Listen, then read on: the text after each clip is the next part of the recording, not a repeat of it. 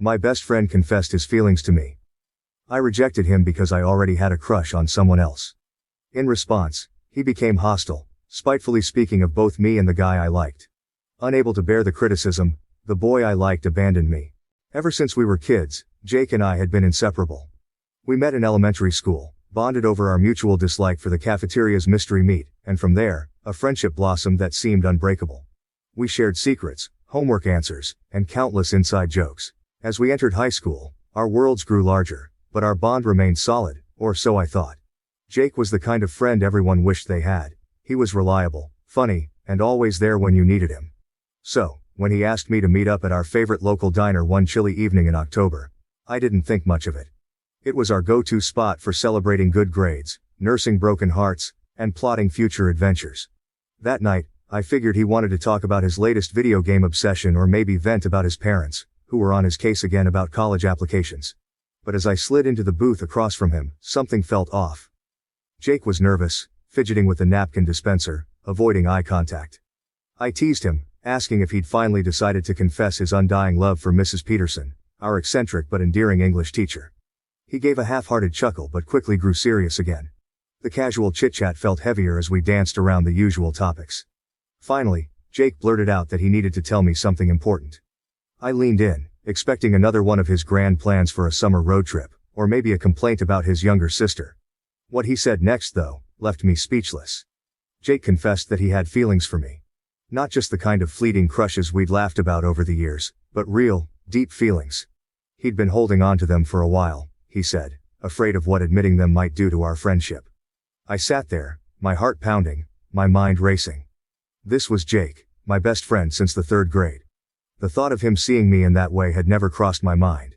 Sure, I cared about him deeply, but only as a friend. And there was another reason I couldn't return his feelings. I had a crush on someone else, a guy from my art class named Tyler, who was 20 and had the most amazing talent for photography. Rejecting Jake was one of the hardest things I've ever had to do. I tried to let him down gently, explaining my feelings for Tyler and how I didn't want to ruin the special friendship Jake and I shared. But as the words left my mouth, I saw the hurt flash across his face, quickly masked by a forced smile and a shrug. We left the diner that night with a promise to remain friends, but the air between us had shifted. I couldn't shake the feeling that everything was about to change, and not for the better. Little did I know, that conversation would be the turning point, marking the end of our friendship as we knew it. In the days following Jake's confession and my subsequent rejection, I noticed a subtle but unmistakable shift in our dynamic. At first, Jake tried to act like nothing had changed, keeping up his usual banter and meeting me for our routine hangouts. However, the effortless ease that once defined our friendship was replaced by a tense undercurrent of awkwardness that neither of us could ignore. I threw myself into my art class, finding solace in my sketches and the company of Tyler, whose presence became increasingly comforting. Tyler, with his quiet confidence and shared love for the arts, was a stark contrast to the complicated situation with Jake. As my feelings for Tyler grew, so did my guilt over Jake. I was caught between the burgeoning possibility of something new, and the deterioration of something once solid. Meanwhile, Jake's hurt began to manifest in ways I hadn't anticipated. It started with small digs, veiled as jokes, about Tyler's age and his artistic ambitions. I tried to brush them off, attributing them to Jake's struggle to adjust to our new normal.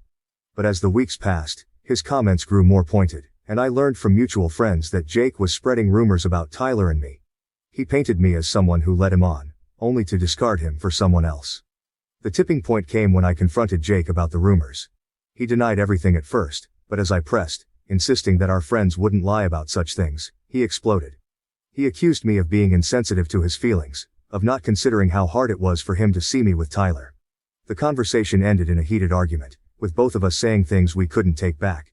Jake stormed off, leaving me standing alone, feeling a mix of anger, sadness, and an overwhelming sense of loss. In the aftermath, our friendship group became polarized.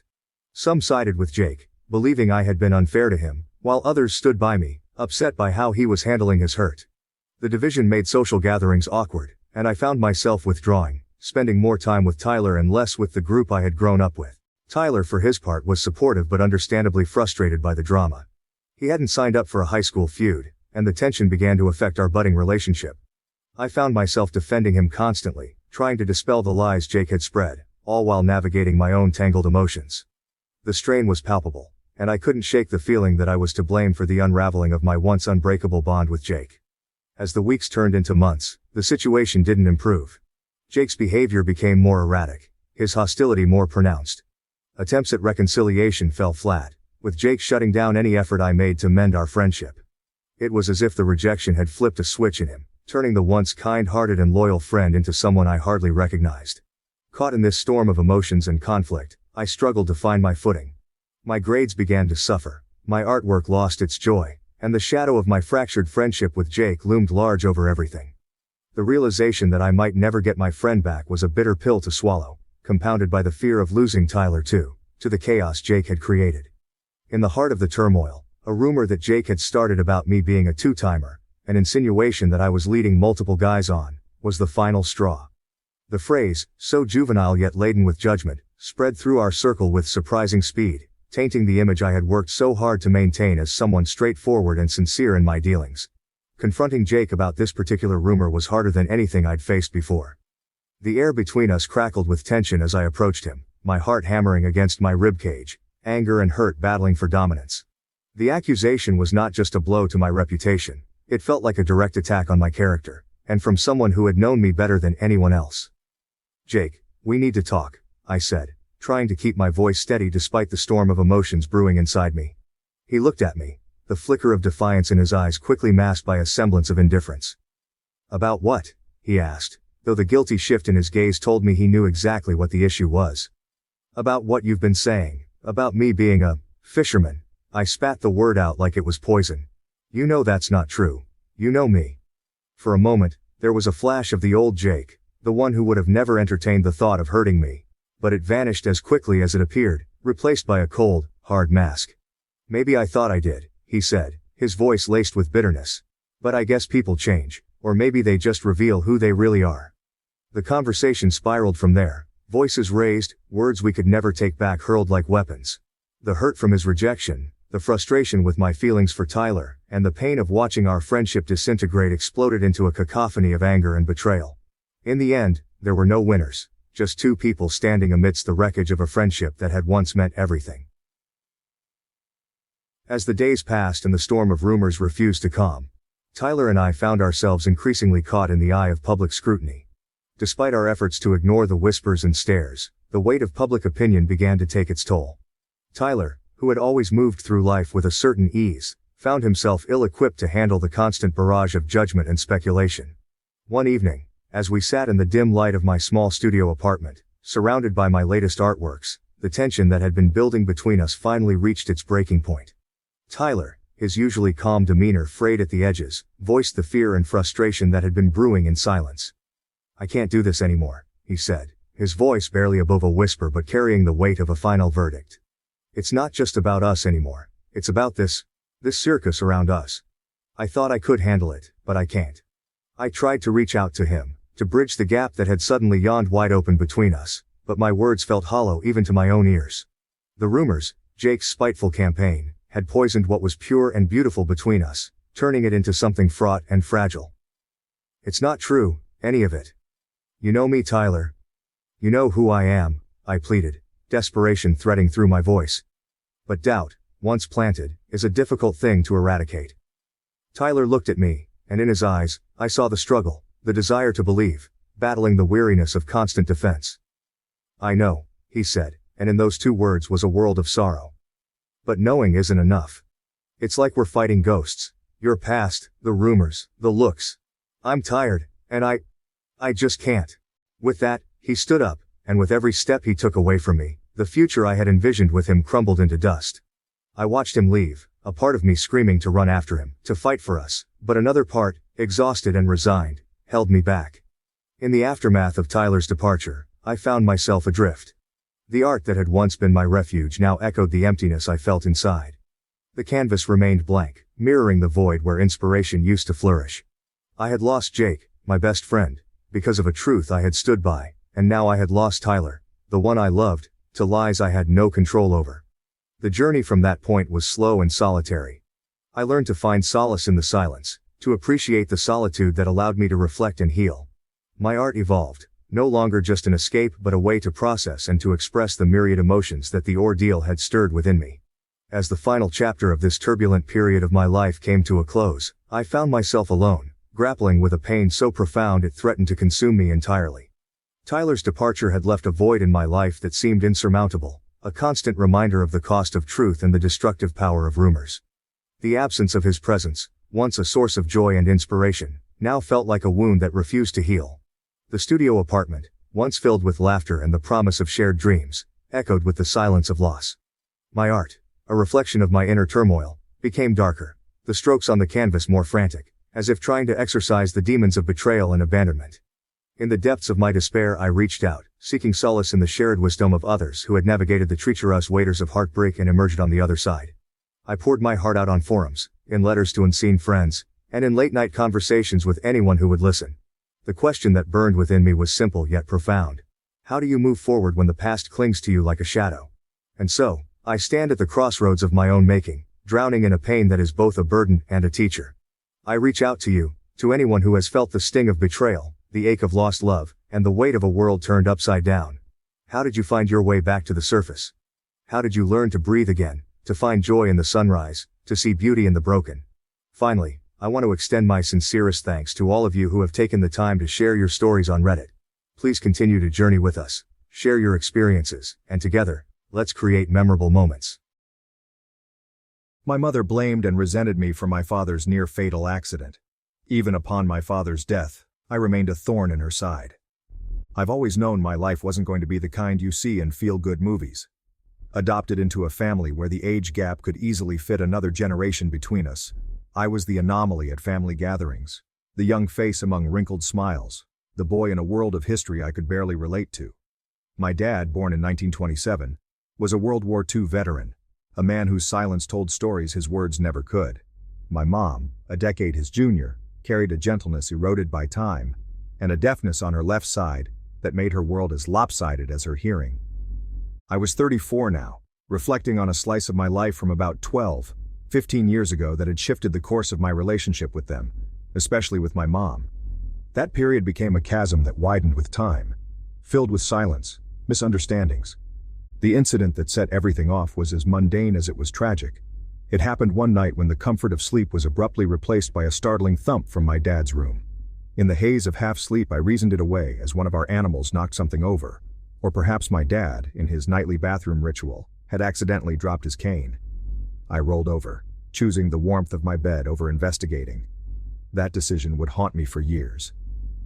Morning light brought the harsh reality crashing down. My nephew's scream pierced the usual quiet, a sound so filled with terror that it catapulted me from my bed. Rushing into my dad's room, the scene before me was one I'd replay over countless times. My dad, lying beside his bed, a blanket wrapped tightly around his neck, his skin turning a worrying shade of blue. Adrenaline kicked in. I managed to lift him back onto the bed, unwrapping the blanket from around his neck, his breath shallow and labored. The call to the ambulance was a blur, as was their arrival and the subsequent rush to the hospital. The layout of our house, something so ordinary, became a detail of contention, a piece of the puzzle in the blame that was cast my way. My room was adjacent to my father's, a fact that somehow was supposed to arm me with the ability to foresee and prevent the accident. Half asleep, my mind did not leap to disaster. It didn't occur to me that my father could fall out of bed despite his health issues. After his third stroke, my adoptive parents made the difficult decision to sleep in separate bedrooms. His mobility was impaired, and she needed her rest to be able to care for him during the day. This arrangement, while practical, created an unintended isolation for my father. His room was upstairs, while my mother's was directly below. That night, as fate would have it, my adoptive mother was turned onto her good ear, her deaf side exposed to the ceiling, and thus to any sounds that might have come from my father's room above. She didn't hear the fall, just as I didn't. Her deafness on her left side was not something new. We had all adapted to it in various ways over the years. Yet, in the aftermath, it felt like a cruel irony that neither of us heard the one sound that mattered most. The guilt of that night weighed heavily on me. The what-ifs haunted my thoughts. What if I had been fully awake? It was as if my proximity to my father's room that night endowed me with a responsibility I was unaware I had, a guard duty I failed. Following the incident, my dad's health spiraled, leading to his admission to an old folks' home for veterans. The air in our home thickened with tension, as if every word and gesture were filtered through a lens of blame. My mother, her grief manifesting as anger, directed her fury towards me, the convenient target for her swirling storm of emotions. It didn't matter that the fall was an accident, a tragic twist of fate that I, in my half-asleep state, could not have foreseen or prevented. In her eyes, I was the culprit, the reason her husband, my adoptive father, now lay in a bed at the old folks' home for veterans, his robust spirit dimmed. The initial conflict was a crack in the dam of our family dynamics, releasing a flood of long-suppressed frustrations and resentments. My mother's blame became the soundtrack of my life at home, a constant reminder of that night. Conversations were minefields. Each word I said weighed and found wanting, each silence loaded with accusation. The more she blamed, the more I withdrew, retreating into a shell of indifference to protect myself from the pain of her words. The moment I decided to join the army felt like the first step toward something new, a path that was entirely mine. But that dream quickly became entangled in the web of my family's expectations and my mother's fear of being left alone. My mother, wielding her grief like a weapon, saw my departure not as a young man's quest for his own path, but as abandonment. After filling out the necessary forms, ready to embark on this new journey, my mother took matters into her own hands in a way that left me stunned and betrayed. She spoke to the army recruiter, a conversation I was not privy to, but the consequences of which I felt deeply. My mother told them I had changed my mind about joining, that I couldn't go through with it. Her words, authoritative and final, painted a picture of doubt and indecision that was entirely hers, not mine. It was a deliberate act, one rooted in her desperation to keep me close, to ensure I remained at home to take care of my father. The realization that my mother would go to such lengths to keep me anchored to home, to a role she deemed suitable, was both heartbreaking and infuriating. The betrayal of that act, her going behind my back to alter the course of my future, strained our relationship even further. It was a clear sign that my desires, my aspirations, were secondary to her need to keep the family unit intact, regardless of the cost to my own dreams and autonomy. Faced with the collapse of my plans and the unbearable atmosphere at home, I made a decision that would set the course of my life for the next few years. College, a backup plan I had never intended to use, became my lifeline. The acceptance letter from a university 200 miles away was my ticket out of the stifling environment of blame and resentment. I packed my life into a few boxes, not knowing when or if I would return, driven by a desperate need for space and a fresh start. Life away from home was a stark contrast to what I had known. College presented a world of opportunities and challenges, but the freedom it afforded came with its own set of difficulties. The shadow of my family's turmoil followed me, a cloud that darkened even the brightest days. To support myself and avoid the need to return home, I took on 2 jobs, juggling academics and work in a relentless cycle that left little room for rest or reflection. Balancing work and school wasn't easy, but it became my new normal. The campus library was a sanctuary of sorts, a place where I could lose myself among the stacks of books and the quiet hum of students studying. Here, I wasn't the son blamed for his father's accident. I was just another student, trying to make ends meet and build a future. The job required meticulous attention to detail, sorting, shelving, and ensuring that the library remained a place of order and learning. It was a quiet, steady job that contrasted sharply with the chaos of my personal life. The local cafe, on the other hand, was a bustling hub of activity. Here, I was a barista, a friendly face behind the counter crafting lattes and cappuccinos for a stream of customers. The pace was relentless, the environment lively and sometimes overwhelming. Yet there was joy in the rush, in the smiles of satisfied customers, and in the camaraderie with my coworkers. This job taught me resilience, the ability to keep smiling even when I was tired, and to find peace in the rhythm of the work. These jobs, while exhausting, provided me with a sense of purpose. They were my escape from the turmoil back home, a way to prove to myself that I could stand on my own 2 feet. The satisfaction of earning my own way, of being responsible for my successes and failures, was empowering. Amidst the long hours and the tired evenings, I found moments of happiness and pride. Being busy, immersing myself in work and school, helped me to momentarily forget the bitterness of the past, allowing me to focus on building a new future for myself. Yet, the question of my departure, of whether my actions had been justified or selfish, remained unanswered, a puzzle I was still working to solve. The emotional toll of separation and blame was heavier than I anticipated. The physical distance from my family did little to ease the burden of guilt and unresolved anger. I missed my father, the man who had, in his quiet way, been a source of strength and stability. My mother's accusations echoed in my mind, a constant reminder of the rift that had grown between us. I found myself questioning my decisions, wondering if I had indeed been the jerk for choosing to leave, for putting distance between myself and the family drama. After graduation, I landed a stable job, the kind that felt both like a triumph and a compromise. It was a steady climb away from the tumultuous past into a semblance of adult life, marked by paychecks and small freedoms. The rare trips back home were exercises in tension, the air thick with unspoken recriminations, and the heavy presence of my mother's enduring blame. It wasn't that I didn't want to see my father, it was the opposite. My heart ached for the man who seemed to shrink a little more with each passing day, his vitality sapped by illness and the domestic strife that buzzed around him like an unrelenting swarm. Driven by a mix of guilt and love, I set a new goal for myself: to earn enough money to afford the best possible treatment for my father.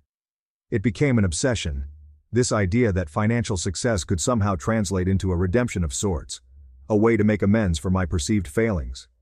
My career became more than just a job, it was a means to an end, each promotion, each raise a step closer to providing my father with the care he deserved. The irony of working tirelessly to support someone who, through no fault of their own, felt like a stranger, wasn't lost on me. Despite my attempts to heal and move forward, the news of my father's passing knocked me back to square one. That night I received a call at an hour so late, it felt like the world itself was holding its breath. It was my aunt on the other end, her voice steady but laced with an unmistakable sorrow. "It's about your dad," she said, and in that instant, I felt the ground beneath me shift. My father had passed away after a prolonged illness, an event we all saw looming on the horizon, yet hoped would somehow steer clear of our shores. I was hundreds of miles away, wrapped in the cocoon of my new life, far from the home that felt more like a battleground than a sanctuary in recent years. The pain of the news was a sharp jab to the gut, a mix of grief and guilt swirling in a tempest I couldn't contain. My relationship with my family, particularly with my mom, had been strained at best, severed at worst. Yet, the finality of my father's departure cut through those tangled feelings, reminding me that beneath the resentment and misunderstandings there was love, raw, unfiltered love for the man who, though not of my blood, had been a pillar in my life. I didn't have time to pack. There was no moment to sit and ponder what to bring. The urgency of the situation propelled me forward, my actions driven by a singular need to get back as quickly as possible. The bus was the first mode of transportation I could find, a decision made not out of convenience but desperation. I boarded at dawn, the early morning light casting long shadows that mirrored the heaviness in my heart. The journey was a blur, each mile stretching on as I grappled with the reality of my father's death and the inevitable confrontation with my family. I rehearsed conversations in my head, anticipated accusations and prepared defenses, all the while battling the growing knot of sorrow for the loss of a man who had shaped so much of who I had become. Arriving at the funeral home, the gravity of the situation finally settled in. I saw him there, lying in repose, a tranquility on his face that had eluded him in his final years. My father looked at peace, a stark contrast to the turmoil raging within me. The sight of him, so still and serene, broke through the walls I had built around my heart. The grievances that once seemed insurmountable now appeared petty in the face of such profound loss. My eyes traced the lines of his face, each wrinkle a testament to the life he had lived, the battles he had fought, and the love he had given, however imperfectly. Standing before him, I was acutely aware of the finality of death, how it leaves no room for apologies, for mending fences, for saying all the things left unsaid. The weight of my unresolved feelings towards my family, my mother's harsh words, and the guilt of my perceived negligence crushed me. In that moment, I wished for nothing more than to turn back time, to relive those last days with the knowledge of their fleeting nature, to offer words of love instead of silence. My father's passing was a great loss, a void that would never be filled. Yet it also served as a stark reminder of the fragility of life and the importance of forgiveness, understanding, and compassion. As I stood there, amidst the somber faces of those who had known and loved him, I realized that holding on to anger and resentment served no purpose but to prolong the pain. In that moment, all I felt was the piercing ache of missing a man who had been more than just a father figure. He had been a guide, a confidant, and, in his own way, a source of unwavering support. Standing at the end of the somber line, I extended my hand, offering a quiet, "Thank you," to each person who had come to pay their respects to my father. The room was filled with a heavy silence, punctuated only by soft murmurs and the occasional shuffle of feet. It was a moment of closure, a final goodbye to a man who had been a constant in my life, despite our complexities, and the distance that had grown between us. But that silence shattered when my mother's voice, sharp and laden with grief and accusation, pierced the air. "His death is partly due to him," she screamed, pointing a trembling finger in my direction. "He's a cruel person for ignoring his father, a selfish person for going to college and not taking care of his family." Her words, like daggers, cut through the solemn atmosphere, turning heads and drawing a collective breath from the gathered mourners. The accusation was a blow, not because it was new but because of its public nature and the timing. It was a reopening of wounds that had never fully healed, a reminder of the years of blame and misunderstanding that had driven a wedge between us. The irony of her words wasn't lost on me. It was her initial accusations that had pushed me away, that had made me feel like an outsider in my own home. And now, as we stood together in grief, she chose to resurrect those accusations, to paint me as a villain in the eyes of those who had come to mourn my father. I felt my heart break all over again, not just for the loss of my father, but for the loss of what our family could have been. The sadness was overwhelming, a tide of emotion that threatened to pull me under. I had come to say goodbye, to find some semblance of peace in the wake of my father's passing. But instead, I was met with public condemnation from the one person whose acceptance I had longed for. The eyes of the guests were on me, some filled with sympathy, others with judgment. In that moment, I realized the futility of trying to defend myself, of trying to explain my side of the story to those who had only heard one version. The damage was done. My mother's words had painted me as the culprit, the son who had abandoned his family in their time of need. But deep down, I knew the truth. I knew the weight of the guilt I had carried, the countless times I had replayed that night in my head, wondering if things could have been different if I had acted sooner. I also knew the pain of being pushed away, of being blamed for something beyond my control. It was a pain that had driven me to seek distance, to build a life away from the constant reminders of my supposed failures. As I stood there, amidst the whispered conversations and sideways glances, I realized that my mother's words, though hurtful, could not define me. They were a reflection of her grief, her inability to cope with the loss of her husband and the strained relationship with her son. It was a sadness that I shared, but I also knew that carrying the burden of her blame would not bring my father back, nor would it heal the rift between us. There I was, sitting on the porch of the funeral home, my tears falling silently. The weight of my mother's public accusation at the funeral had left me shattered, alone with my grief and the sting of her words. It felt as though the ground beneath me had opened up, swallowing the last remnants of what family meant to me. My aunt found me there, her presence a gentle reminder that I wasn't completely forsaken. "What's the matter?" she asked, her voice soft, a stark contrast to the harshness I had just endured inside. I couldn't hold it in any longer. The dam broke and I told her everything. How my mother blamed me for my father's death, how she labeled me cruel and selfish in front of everyone. The words poured out, raw and unfiltered, the pain and confusion I had been carrying for so long finally finding an outlet. My aunt listened quietly, her expression one of sadness and understanding. When I finished, she sighed, a sound that carried so much, sorrow for her sister's actions and empathy for my situation. "Your mom is grieving and lashing out," she finally said. "But that doesn't excuse her words or how she's treated you." I then shared with her the story of the night my dad had fallen out of bed, the sound that had roused me from sleep, the horrifying discovery in the morning, and my frantic efforts to help. It was a confession of sorts, an attempt to explain my side, to make her see that I wasn't the villain my mother portrayed me to be. To my surprise, my aunt took my hand, squeezing it gently. "You are my new adopted son now," she declared, her words not just a statement but a promise, a pledge of support and acceptance that I hadn't realized I was so desperate for. "And your mother, she doesn't deserve you. Not if she can't see the truth and pain in your heart." Her words were a balm to my soul, offering a sliver of solace in the midst of my turmoil. Here was family, not bound by blood or obligation, but chosen, offering me a place when I felt I had nowhere left to turn. As we sat there, the cool evening air wrapping around us, I realized this was the beginning of a new chapter. My aunt's acceptance and understanding gave me something to hold on to, a glimmer of hope in a time darkened by loss and misunderstanding. It was a reminder that family isn't always about who raises you, but who stands by you when the ground gives way beneath your feet. In that moment I understood that while my relationship with my mother might never be repaired, I wasn't as alone as I thought. Life would go on, and with my aunt's support, I might just find a way to navigate this new reality. Despite the pain and heartbreak, her words offered a path forward, a chance to rebuild from the ruins left by my father's passing, and my mother's blame.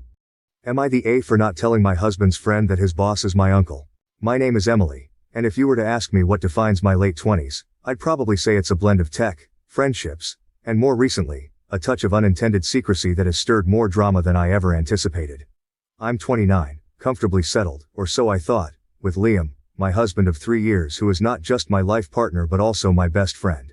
He's 30, a tech enthusiast with a knack for solving complex coding problems which seems just about as complicated as our social circle sometimes.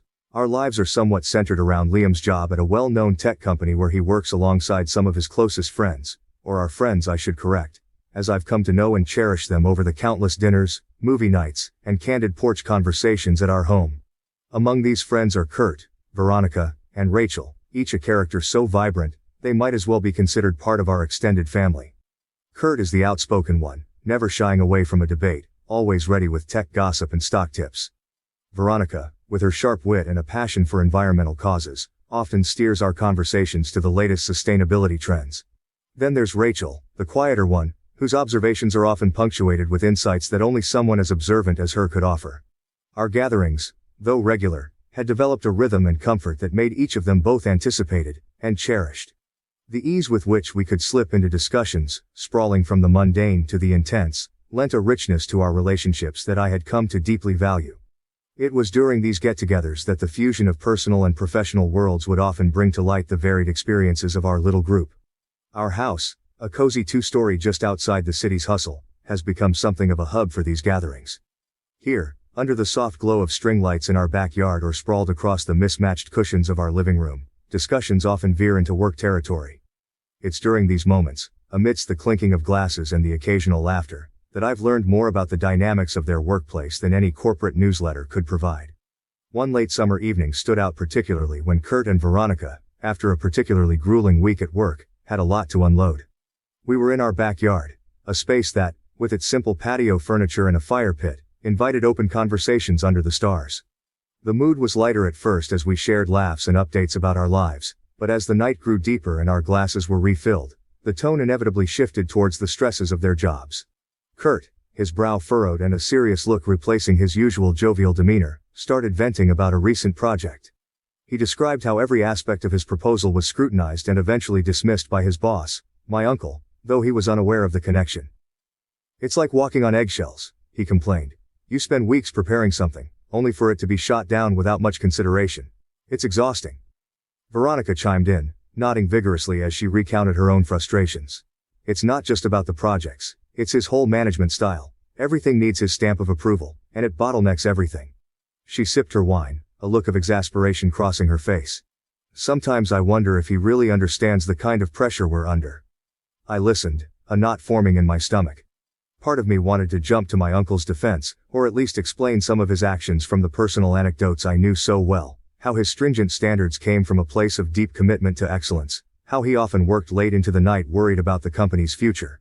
But I held back, acutely aware of the boundaries I had set for myself not to mix family knowledge with these discussions.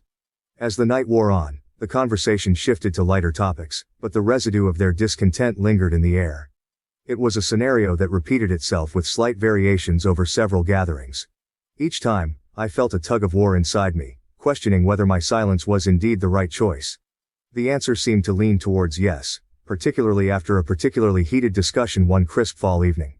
The air was sharp with the scent of burning leaves, a gentle reminder of the changing seasons, as our group huddled around the glow of the fire pit, the warmth a stark contrast to the chill of the air. Kurt had arrived with visible frustration etching his features, his usual greeting muted by the weight of his grievances. "He's done it again," Kurt blurted out almost immediately after settling down. "Denied my request for a flex schedule, said it wasn't viable despite half the team already on similar setups. It's like he's got a personal vendetta against me." His words hung heavily between us. I could see the hurt and confusion in his eyes, emotions fueled by what he perceived as unfair treatment. The group fell into a sympathetic silence, each of us processing Kurt's distress in our own way. It was Veronica who broke the silence, her voice soft but firm. "You know, maybe it's time you considered talking to HR about this. It sounds more than just strict, it sounds personal." I felt my heart skip a beat. The situation was escalating in a way I hadn't anticipated. The suggestion of HR involvement was a significant step, one that could have real implications for my uncle's career and reputation. I wrestled internally with my loyalties, torn between my family ties and my friendships, each demanding allegiance in ways that seemed increasingly incompatible. That night, after everyone had left and the last dishes were put away, I found myself sitting alone in the quiet of the kitchen. The gentle hum of the refrigerator and the distant sounds of night did little to soothe the turmoil inside me. It was clear that what had started as mere workplace gripes was morphing into something potentially damaging, and my role in all this, however indirect, weighed heavily on me. I pondered over countless scenarios, revealing my connection to my uncle and explaining his side of the story, defending him outright, or continuing to maintain my silence. Each option seemed fraught with complications and potential fallout. The simplicity of our friendly gatherings had been overshadowed by an undercurrent of real conflict, and I was in the middle, whether I liked it or not. I will tell you a little more about my uncle. Uncle Thomas, or as he's known in corporate circles, Mr. Thompson, has been with the company for over 10 years. He holds a very senior position, and his decisions impact many people, including indirectly, our little social circle. To Liam and me, he's just Uncle Thomas. He has been a part of my life for as long as I can remember, through holidays, family barbecues, and as an emergency contact on school forms. Our bond goes beyond familial obligation. He was there when my parents were too busy, always ensuring I had everything I needed, and pushing me to pursue my ambitions, no matter how outlandish they seemed. For Liam and me, our relationship with Uncle Thomas has always been more personal than professional. He's been to our home, knows our favorite wines, and even helped us set up the backyard garden. But to Kurt and Veronica, he's the stern boss, the one who doesn't quite understand the nuances of modern workplace flexibility, like working from home, which he apparently grants sparingly and, seemingly, unfairly. Liam and I have often deliberated whether to disclose this connection. It's not like it's a secret per se, but it's never really come up, and honestly, we've never seen a reason to complicate things by mixing family and work any more than necessary. After all, Uncle Thomas is just another relative to us, not a character from their office dramas. But as I've come to learn, omissions, even innocent ones, can have consequences just as tangible as outright lies. As I sat there, the real question emerged not just about what I should do, but what kind of friend, niece and person I wanted to be. Was honesty always the best policy, even if it risked hurting those you care about? Or was there value in preserving peace, even if it meant keeping parts of your life hidden? The answers weren't clear, and as the night deepened, so did my sense of uncertainty. The only thing I knew for sure was that something would have to change. The routine of scrolling through old photos on a lazy Sunday afternoon seemed harmless, almost nostalgic. As I sifted through digital folders filled with memories, I found a family photo from a large gathering a few years back. There, in the midst of laughing faces and casual embraces, stood Uncle Thomas, younger but unmistakably stern, even in the joyous chaos of a family reunion. Without much thought, driven by a surge of fondness for that day, I uploaded the photo to Instagram, captioning it with a simple heart emoji and a throwback hashtag. Little did I know, this innocent act was about to ignite a storm. Rachel, whom I'd added on Instagram during one of our many gatherings, rarely interacted with my posts. It hadn't even crossed my mind that she might connect the dots from the photo to her workplace. But of course she did. The fallout was swift. Rachel, ever the observer, recognized Uncle Thomas immediately, not as my beloved uncle but as her boss's boss, a figure both pivotal and polarizing in her work life. By Monday morning, the news had traveled through the small intertwined social and professional circles that Kurt too had seen the photo. His reaction was far more visceral than Rachel's quiet acknowledgement. Kurt felt betrayed, deceived even. And I remained oblivious to the unfolding drama until Liam came home that evening, his face clouded with concern. He confronted me today at work, Liam began, his voice tinged with exhaustion. He recounted how Kurt had stormed up to him during their lunch break, his usual easygoing nature replaced by a mix of anger and hurt. "How could you guys not tell me that your uncle is Mr. Thompson?" Kurt had demanded, his voice strained, a stark contrast to his typically jovial demeanor. Liam, caught off guard and sandwiched between his loyalty to me and his friendship with Kurt, had struggled to respond. We didn't think it was necessary. Emily and we never talk about work stuff at home with Uncle Thomas. But you knew how much I was struggling with him at work, Kurt had shot back, his frustration palpable. The conversation had ended abruptly, with Kurt walking away, leaving Liam standing amidst the buzz of the cafeteria, feeling both accused and helpless. The emotional toll on Liam was evident as he relayed the encounter. I watched him wrestle with feelings of guilt and frustration, guilt for keeping a part of our lives so private, and frustration for being thrust into an uncomfortable confrontation. As for me, the shock of the situation was overwhelming. I had never intended to create such a rift. The photo was just a piece of my personal history, shared without malice or forethought. Yet, here I was, at the center of a conflict that questioned my integrity and transparency. I struggled with a mixture of emotions: surprise at the unexpected connections made from a simple social media post, guilt for the inadvertent pain it caused my friends, and confusion about whether I had an obligation to disclose my family ties in the first place. That night, as Liam and I sat in our kitchen, a silence hung between us. It was a rare discord in our usually harmonious life. I mulled over the words and the hurt in Liam's recounting of his confrontation with Kurt. It pained me to see him so distressed, a direct consequence of my actions, however unintentional. "I just wish I had thought to mention it at some point," I murmured, the words heavy with regret. "Maybe this could have been avoided." Liam reached across the table, his hand covering mine. "It's not your fault, Em. How could you have known Kurt would react like this? We've always kept work and family separate." Yet, as reasonable as Liam's words were, I couldn't shake off the feeling of culpability. The boundaries I had so carefully maintained between my personal and professional life had blurred, and the fallout was messy. The revelation had not just strained Kurt's perception of our friendship, but it also put Liam in an awkward position at work, straddling the line between professional obligations and personal loyalties. In the quiet of our home, I reflected on the broader implications of my decision to keep certain aspects of my life private. Was I wrong not to disclose my relationship with Uncle Thomas, knowing well that he was a significant figure in my friends' work lives? The ethical dilemma was complex, more so because the omission was not out of malice but rather a natural compartmentalization of my life's different aspects. The days following the revelation and the subsequent confrontation felt thick with tension, both at home and, as Liam relayed to me, at his workplace. Kurt's interaction with Liam had not just altered their friendship, it rippled through their professional interactions as well, creating an atmosphere fraught with unspoken grievances and unresolved conflicts. Sitting across from Liam at our dining room table, a space that had witnessed countless light-hearted dinners and now hosted our somber discussions, I could feel the strain of recent events weighing on us both. Liam had always been supportive, understanding my reasons for keeping personal details private, but even he couldn't hide his discomfort at the current situation. "Do you think I was wrong?" I asked him one evening, my voice barely above a whisper. "Wrong for not telling Kurt about Uncle Thomas?" Liam considered this for a moment, his brow furrowed in thought. "I don't think it's about right or wrong, Em. It's more about perceptions. Kurt felt blindsided because it's his boss we're talking about. It's personal to him, and affects his daily life. Maybe we could have been more upfront, but honestly, I never thought it would come to this either." His words echoed my internal turmoil. Had my discretion been ethically misguided? Was the privacy I valued so much actually a facade that concealed more crucial truths that deserved to be shared? The boundaries I had maintained between my personal life and the professional lives of our friends had served to protect my peace, but at what cost to their trust? The change in office dynamics for Kurt was palpable. According to Liam, Kurt had become more withdrawn at work, less engaged in team activities, and his usual lively banter had diminished significantly. This shift was not just a reaction to feeling betrayed by friends, but also a reflection of his increased wariness around leadership. Around my uncle, whom he could no longer see just as a boss but as a family member of his friends. At home and within our friend circle, the ramifications were just as profound but more painful because they were steeped in personal connections that had been nurtured over years. Rachel and Veronica, caught between their loyalty to Kurt and their friendship with us, were understandably more reserved. Our gatherings, once filled with laughter and ease, now settled into more cautious, measured interactions. The trust that had once defined our relationships was now under scrutiny, and each conversation felt like a step on a tightrope, balancing openness with the fear of further misunderstandings.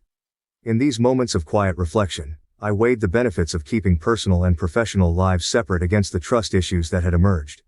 This compartmentalization had seemed essential, a way to maintain clarity and focus in different areas of my life. Yet I couldn't ignore the isolation it had inadvertently fostered, leaving my friends feeling deceived and me feeling like I had inadvertently misled them. I thought about all the times Kurt and Veronica had openly discussed their work frustrations, not just as colleagues venting but as friends seeking comfort and support. By withholding information about my uncle, had I denied them the full context they needed for those conversations? Had my silence compromised the support I could offer them? These questions haunted me, challenging my beliefs about privacy and transparency. The need for a resolution became clear, not just to mend friendships but to realign my own ethical compass, which seemed to have been thrown off by these unforeseen events. As Liam and I continued to navigate this challenging time, our discussions often returned to the importance of honesty and openness in all our relationships. We resolved to be more communicative, not just with each other but with our friends. We recognized that while the separation of personal and professional spheres is sometimes necessary, the bridges between them must be handled with care, honesty, and respect for the emotional and practical realities of the people involved. As the weight of the unresolved tensions began to overshadow the warmth of our previous interactions, Liam and I decided that it was imperative to address the situation head-on. We agreed that open communication and a sincere attempt at reconciliation were crucial, even if the outcome remained uncertain. Thus, we extended an invitation to Kurt and Veronica to come over for dinner, hoping that a familiar, comfortable setting might foster the openness needed for a genuine conversation. On the evening they arrived, the atmosphere was thick with apprehension. Liam and I had prepared a simple meal, thinking comfort food might ease the initial awkwardness. As they stepped through the door, their polite smiles didn't quite reach their eyes, but their acceptance of the invitation was a hopeful sign that they, too, were willing to mend fences. Once we settled around the dining table, the small talk slowly dissipated, and a heavy silence settled. It was Liam who broke the ice. "We really appreciate you both coming tonight," he began, his voice steady but softer than usual. "We know things have been awkward, and we really value our friendship too much to let it falter without trying to make things right." I took a deep breath before continuing where Liam left off. "We owe you an apology for not being upfront about my uncle. It was never our intention to create a situation where anyone felt deceived. I genuinely didn't think it was necessary to bring it up, and I see now how that might have affected your trust in us." Kurt shifted in his seat, his expression still guarded but attentive. "I appreciate you saying that, Emily. It's just been a lot to process, knowing I've been venting about my boss in front of his niece. It made me feel foolish and a bit betrayed." Veronica added, her voice calm but firm. "It's not just about feeling betrayed, though that's certainly a part of it. It's also about feeling like we're not on equal footing. If there's important information that affects how we interact, it feels only fair that everyone knows." Their words stung because they resonated with truth. The imbalance of information had inadvertently put Kurt and Veronica in a vulnerable position, one that I had not adequately considered. "You're right," I acknowledged, feeling the gravity of my oversight. "It was a lapse in judgment on my part. Please believe me when I say that nothing shared in confidence has ever, or will ever, be mentioned to my uncle. Our home has always been a safe space, and I failed to protect that." Liam nodded, supporting the commitment to regain their trust. "Going forward, we want to be more transparent with you both. We all share a lot in our lives, and it's only fair that we manage these overlaps with more openness." The conversation gradually shifted from the personal grievances to how we could ensure a healthier dynamic in the future.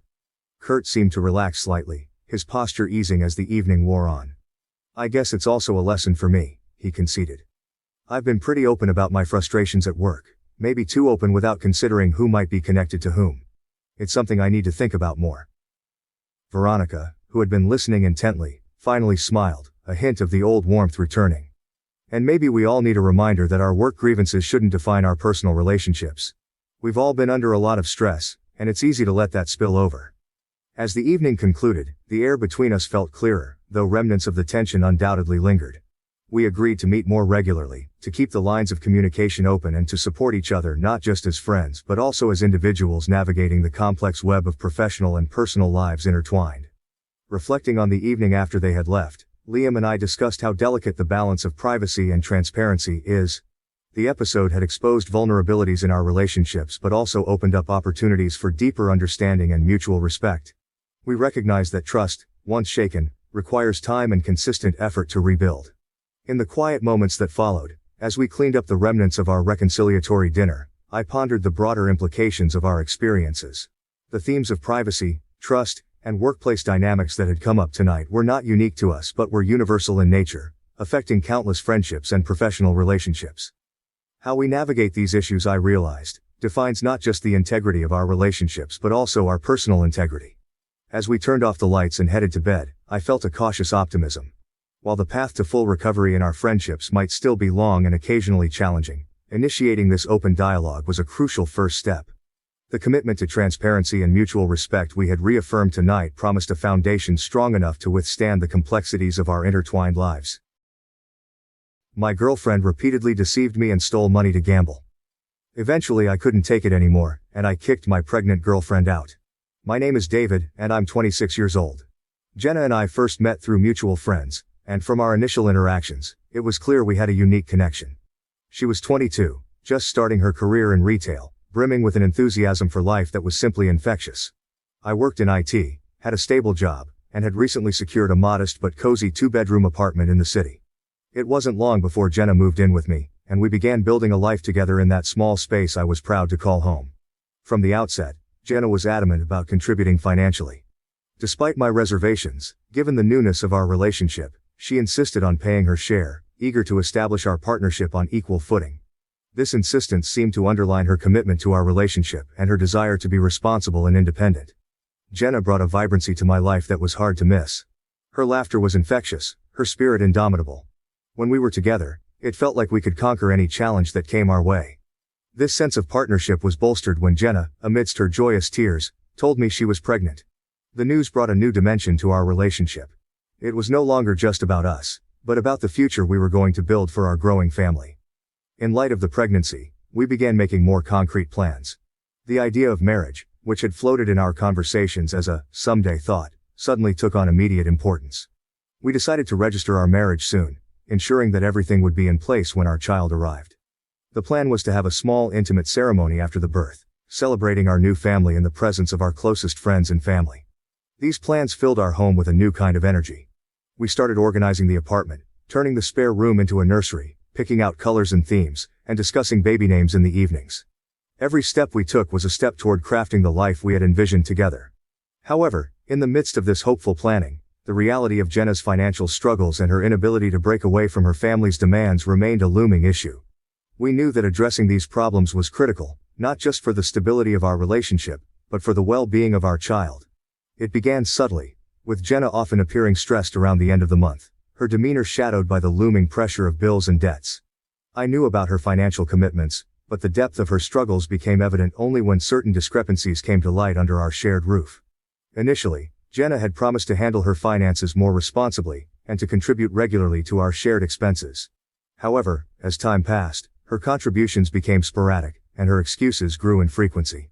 I started noticing more signs of financial distress, unopened bills piled up on the counter, and increasingly frantic phone conversations that she tried to shield from me. Armed with the truth and a heavy heart, I confronted Jenna that evening.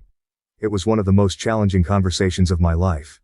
I asked her about the letters, the gambling, and the clothes. At first she tried to deny it, but faced with the evidence, she broke down. Jenna revealed how her family had always relied on her financially. Since securing her first job, she had been the pillar her family leaned on for financial support.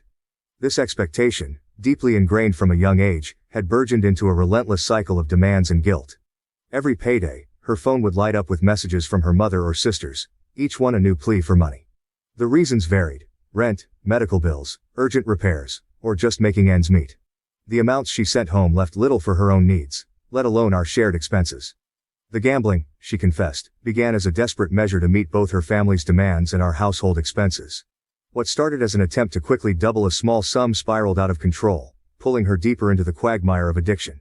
She described how the thrill of a potential win was soon overshadowed by the despair of consecutive losses, each gamble a further step away from financial stability. The discussion about the stolen clothes was particularly painful. Jenna tearfully admitted that she had taken them to give as gifts to her family, who expected presents even when she couldn't afford them. She was trying to maintain a facade of stability and generosity with them, even while drowning financially. This revelation was a turning point in our relationship. The trust that formed the foundation of our life together had been severely damaged. I felt betrayed and hurt, but also deeply concerned for Jenna. She was caught in a destructive cycle, manipulated by her family's demands, and struggling with a gambling issue that was her misguided solution to financial pressure. After confronting Jenna about her gambling and the financial deceit, I realized that the situation couldn't continue as it was. It was a difficult conversation, one that required laying everything on the table: the deceit, the theft, the gambling, all of it. I told Jenna that for us to move forward, there needed to be complete transparency and a commitment to change. The future of our relationship and the well-being of our soon-to-be expanded family depended on it. Jenna's response was solemn but hopeful. She acknowledged the pain she had caused and expressed her determination to make things right. She agreed to my request to have regular access to her bank statements. It was a practical measure, not one I took any pleasure in demanding, but necessary to rebuild the trust she had broken. She also agreed to set up a strict budget for personal spending, and contribute a fixed amount monthly towards household expenses, directly from her paycheck. The revelations of that day changed everything. Trust, The cornerstone of any relationship, had been deeply eroded. The path ahead was uncertain. Could I trust Jenna again? Could our relationship survive the twin shadows of deceit and addiction? These questions haunted me, but amidst the turmoil, a resolve formed within me. I cared deeply for Jenna, and if there was a chance to salvage our future together, I was willing to try. Update. For a while, things seemed to improve. Jenna appeared more open about her finances, showing me her bank statements without hesitation. She made her contributions to the household consistently, and we even started to have open discussions about money, something that had always been a tension point for us. It felt like we were finally making progress, rebuilding the trust and partnership we had once taken for granted. However, this period of improvement was short-lived. The facade of recovery crumbled one evening about 3 months after our initial confrontation. Jenna had been more withdrawn than usual, a sign I had come to recognize as indicative of underlying stress. While she was in the kitchen, her phone lit up with a notification that caught my eye. Loan accepted by ex-lender, click here to accept. My heart sank. When Jenna returned, I confronted her immediately. The trust I had been cautiously rebuilding shattered with the sight of that message. She broke down, confessing that despite her earlier promises, she had taken out another payday loan. She explained that her expenses had overrun her budget this month, more than she had admitted, and she felt this was her only way out. Her justification did little to assuage the sense of betrayal. I reminded her of our agreement: no more loans, no more secrets. Yet here we were again, facing the same issue of hidden debts and financial irresponsibility.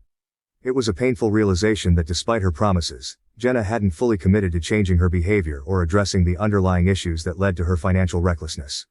I asked to see her bank statements, something she had agreed to share openly. This time, however, she refused, claiming that I was being controlling, and that she needed to handle her finances independently to truly learn from her mistakes. This refusal was a red flag, indicating that not only was Jenna backsliding, but she was also not ready to fully confront her issues as we had planned. The confrontation that night did not resolve anything. Jenna's reluctance to show her bank statements and her decision to take out another loan without discussing it with me first showed that our earlier resolutions were superficial. The underlying issues, her handling of financial pressure, her dependency on quick fixes like loans, and her inability to resist impulses to spend, remained unaddressed. The tension in the air was palpable as I confronted Jenna about the latest incident, the missing cash and the money ostensibly used to pay for the sofa that had been sold to her mother.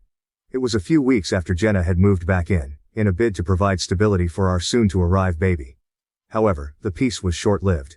I had discovered that a substantial amount of cash, money that was a gift and meant for our future needs, particularly with the baby on the way, was missing. Compounding this issue was the fact that Jenna's mother had only partially paid for the sofa, despite agreeing to pay the full amount, and now claimed dissatisfaction with its condition as a pretext to delay further payments. When I brought up these issues, Jenna's initial reaction was defensive. She vehemently denied any wrongdoing, claiming ignorance about the missing cash. But the evidence was too concrete, the circumstances too coincidental. The trust I had tried to rebuild was crumbling rapidly under the weight of continual deceit. Her defensiveness quickly turned to accusations. Jenna claimed that my focus on finances and tracking every penny was controlling, that it overshadowed her emotional and physical needs, especially during her pregnancy. She argued that my insistence on transparency and accountability was a form of surveillance, not partnership.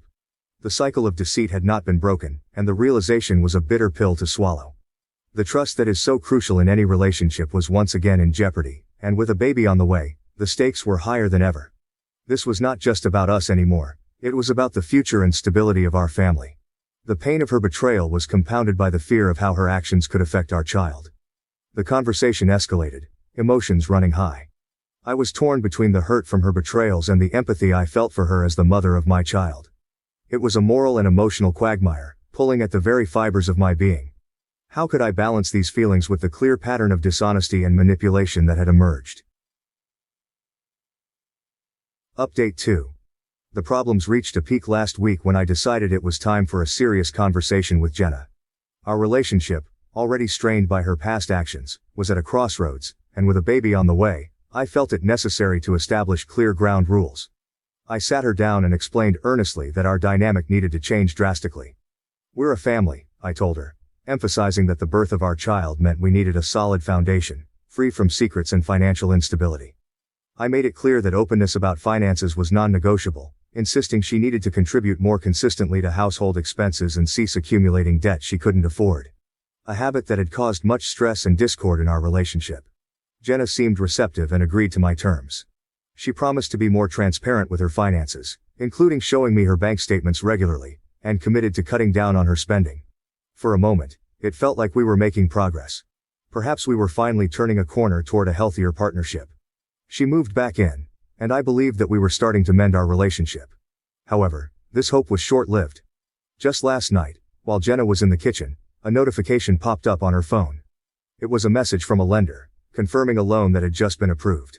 My heart sank. It was as if all the promises she had just made were nothing but air. Confronting her immediately, I asked her about the loan. Tears welled up in her eyes as she admitted she had no money left for the month and had resorted to taking out a payday loan. Her confession was a blow to any trust that had been rebuilt.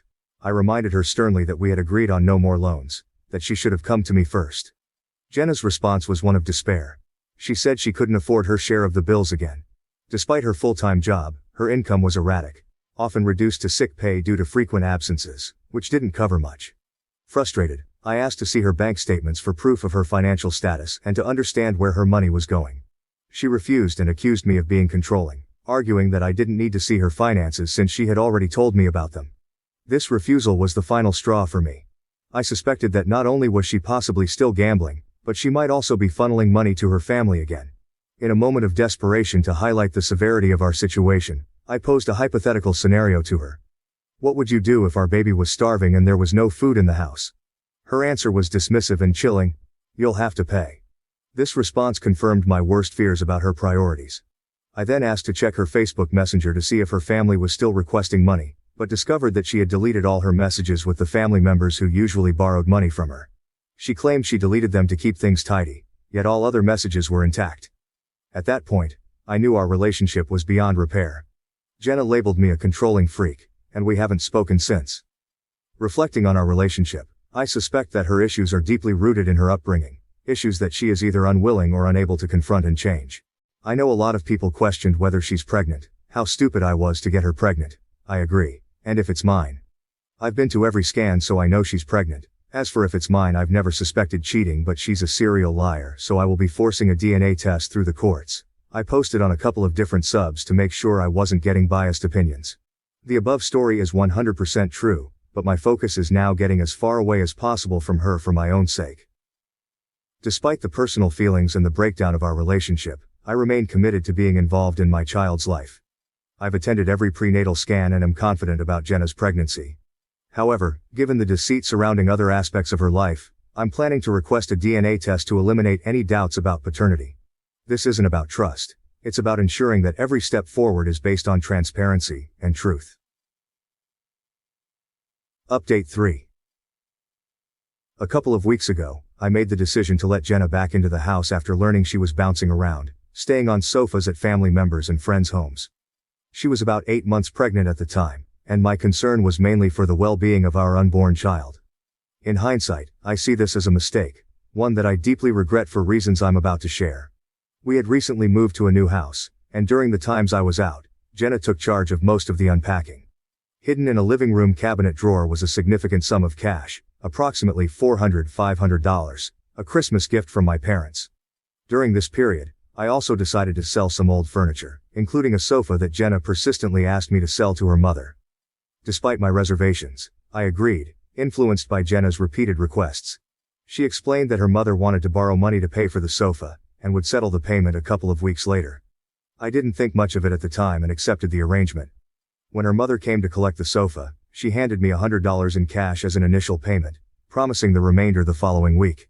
However, when the time came, not only did she fail to pay, but she also complained that the sofa had collapsed and demanded that I inspect it.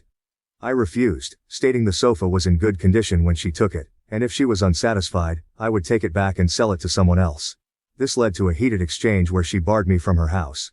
My girlfriend sided with her mother, accusing me of being controlling and unnecessarily involving herself in a family dispute. Later, when I realized the cash was missing from the drawer, I searched the entire house to no avail. Everything else was unpacked, even trivial items like a blown light bulb. When I confronted Jenna about the missing money, she defensively claimed it was somewhere, echoing the vague excuses she had given before. It struck me then, the cash gift was composed of $10 notes, the same denomination as the partial payment for the sofa. I suspected that Jenna had stolen the money to facilitate her mother's partial payment to me, effectively making me pay myself, minus the stolen amount. When confronted, Jenna coldly admitted she might have taken it but dismissed the importance of my feelings or our relationship, stating she didn't care about me anymore. This revelation coincided suspiciously with her recent attempt to take out a new loan, likely around the same time she took the cash.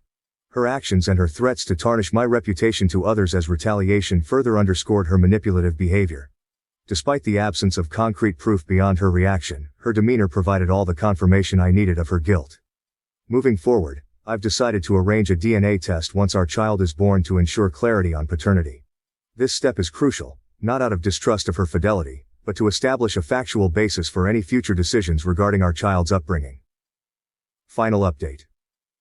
When my son was born last week, it was a pivotal moment that I hoped would herald a fresh start for us as a family. I had arranged for a DNA test, driven by the complex weave of trust issues that had plagued our relationship. When the results confirmed that he was indeed my biological son, a profound sense of relief washed over me.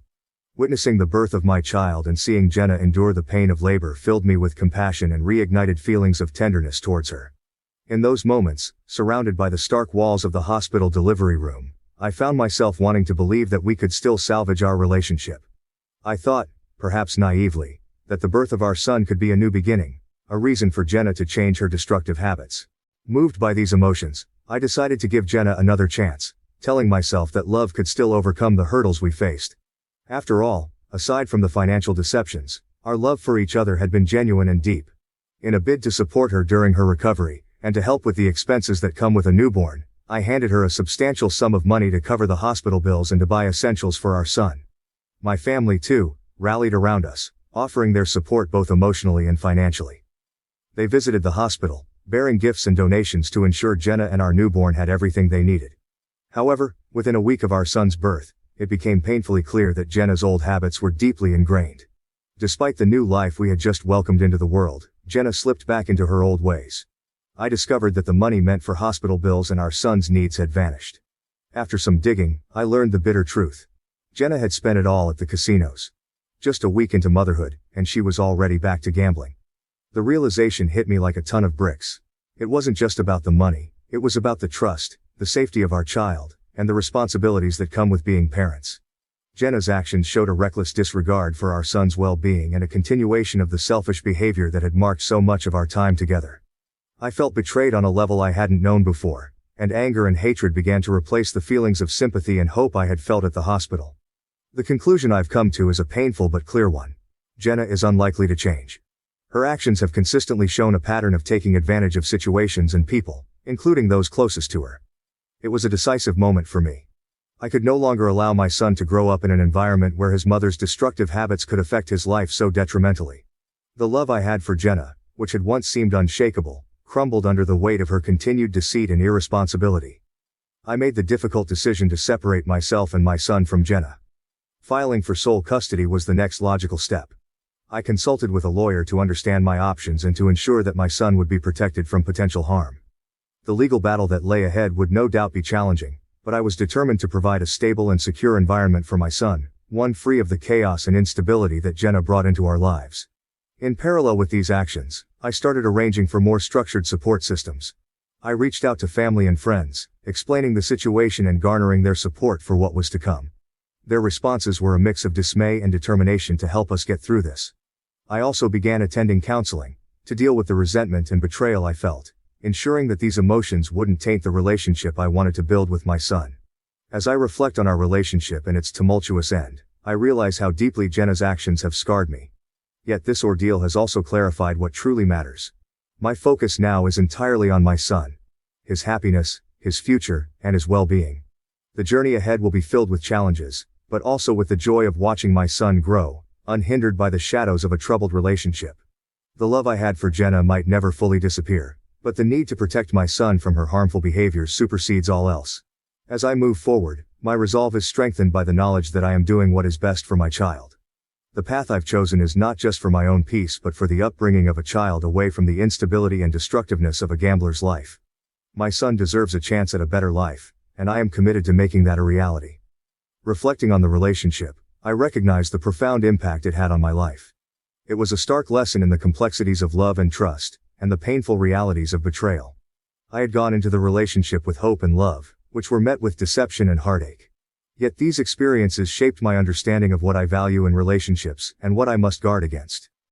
Boyfriend found out how much money I have. He wants me to pay off a house for us, buy a new car, and fund a trip for him to go abroad. Should I end it? In the heart of a bustling Canadian city, nestled among the clamor and chaos, there lay a small modest apartment that seemed almost misplaced amidst the towering skyscrapers. This was my sanctuary, a place painstakingly curated to embody the values of simplicity and tranquility that I held dear. My name is Mary, and at 28 years old, I had crafted a life quite different from the opulent one I left behind in Italy. Here, in this understated nook, I found peace. The apartment was a one-bedroom affair, with walls painted a soft creamy white that caught the gentle morning light. The furniture was minimal, a comfortable couch, a sturdy coffee table, and a small dining set that had seen better days but still stood strong. The decoration was sparse, with a few carefully chosen pieces that spoke more of sentiment than of monetary value. A small balcony overlooked a quiet street, where the sounds of the city were muted, just enough for me to enjoy my morning coffee in relative peace. Living here, my needs were few, and my desires even fewer. I had learned early on that happiness doesn't come from things, but from experiences, from quiet moments spent reading a book, from laughter shared with a friend, from the soothing ritual of brewing tea. My job as a digital marketing consultant afforded me the luxury of working from home, allowing me to shape my days as I saw fit. This life of minimalism was a deliberate choice, a stark contrast to the lavish, almost grandiose lifestyle of my family back in Italy. My parents and extended family lived in sprawling estates in the countryside, surrounded by vineyards and olive groves, their homes adorned with art and antiques that spoke of generations of wealth and culture. My childhood was filled with long, languid summers under the Italian sun, dinners that stretched into the wee hours, and conversations filled with passionate gestures. It was beautiful, yes, but overwhelming. A life where every moment felt orchestrated, every smile a bit too polished. It was during my university years in Canada that I began to shed the weight of those golden shackles. I embraced a life where I could be just Mary, not the heiress, not the future custodian of centuries-old oil paintings or rare manuscripts. Here, I was free to build a life that resonated with who I truly was, not who I was expected to be. Enter James, my boyfriend of 3 years, a Canadian native like myself in age but vastly different in experience. James came from a middle-class family, his life a tapestry of hard work and modest achievements. He was kind-hearted, with a gentle demeanor that belied his rugged exterior. When we met, it was as if pieces of a puzzle had fallen into place. We shared similar interests in music, loved the outdoors, and both cherished the quiet moments of life. His respect for my simple lifestyle only deepened my affection for him. James never knew about the wealth I had left behind. It was a part of me that I kept hidden, not out of shame, but out of necessity. I feared that revealing my family's wealth might introduce a wedge between us, that it might make him feel inadequate, or shift the dynamics of our relationship in ways I couldn't control. I wanted to be loved for who I was, not for the assets I would one day inherit. In my heart, I believed that preserving this secret was for the best, protecting both James's self-esteem and the purity of our connection. Our relationship was built on the foundations of mutual respect and shared values. We spent our weekends exploring local markets, cooking meals together, or watching old movies curled up on the couch. It was a peaceful, fulfilling existence, and for a while, I believed it would always be this way. But life, as it often does, had other plans. The catalyst came unexpectedly, in the form of an invitation to a family reunion back in Italy. It was an event I couldn't avoid, my grandmother's 80th birthday, a milestone that demanded my presence.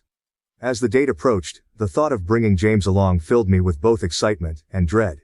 I was eager for him to see the country I loved, to experience the warmth of my family. Yet, I was terrified of how he might react when faced with the reality of my background. With a heavy heart, I booked our tickets, telling myself that it was time to face whatever consequences might come. As we packed our bags and prepared for the journey, I felt the weight of my secret heavier than ever. Little did I know, this trip would unravel the delicate threads of our relationship, exposing not only the truths I had hidden, but also the vulnerabilities we both carried. What lay ahead was a test of love and trust, one that would redefine the future of our relationship forever. The plane descended slowly through the cottony clouds, revealing glimpses of the lush Italian countryside, a stark contrast to the sprawling urbanity of Toronto. As the wheels touched down on the runway, a surge of nostalgia washed over me. Italy was not just my birthplace, it was a repository of my earliest and most cherished memories. Beside me, James peered eagerly out of the window, his face lit with the excitement of a child. This was his first time traveling outside North America, and his enthusiasm was palpable. We navigated through the airport with our luggage rolling behind us, the chatter of Italian filling the air like a familiar melody. I could feel James's curiosity bubbling as he tried to catch phrases and words, his eyes wide with fascination. As we stepped outside, my Uncle Luca was waiting for us, his arms wide open, a broad smile spreading across his face. "Benvenuti," he exclaimed, enveloping me in a warm embrace before turning to James with a firm handshake. "And you must be James. Mary has told us so much about you." James chuckled nervously, exchanging pleasantries in his halting Italian, which he had been practicing for weeks before our trip. As we drove away from the airport, the landscape transformed from urban sprawl to verdant vineyards and rolling hills dotted with olive trees. The beauty of my homeland unfolded before us, each turn and dip revealing vistas more breathtaking than the last. Our destination was my grandmother's estate in Tuscany, a place that seemed suspended in time. The house, a sprawling villa built in the Renaissance style, was perched atop a hill, overlooking acres of vineyards. Its ochre walls glowed under the setting sun, and ivy climbed generously over its ancient stones. It was a stark embodiment of the wealth and history of my family, a visual testament to a legacy that stretched back generations. As we pulled up the gravel driveway, the sound of the tires crunching underfoot, James's expression turned from excitement to awe. "Mary, this place is incredible," he whispered, as if speaking too loudly might shatter the moment. "I grew up playing in those vineyards," I said, pointing towards the green expanse. "And every stone of this house has a story." The grandeur of the villa was overwhelming even for me, who had seen it countless times before. As we entered, the vastness of the entrance hall with its high ceilings and portraits of stern ancestors, seemed to impress upon James the reality of my heritage. The house was alive with the sounds of preparation. The reunion was to be a grand affair, with relatives coming from all over the country.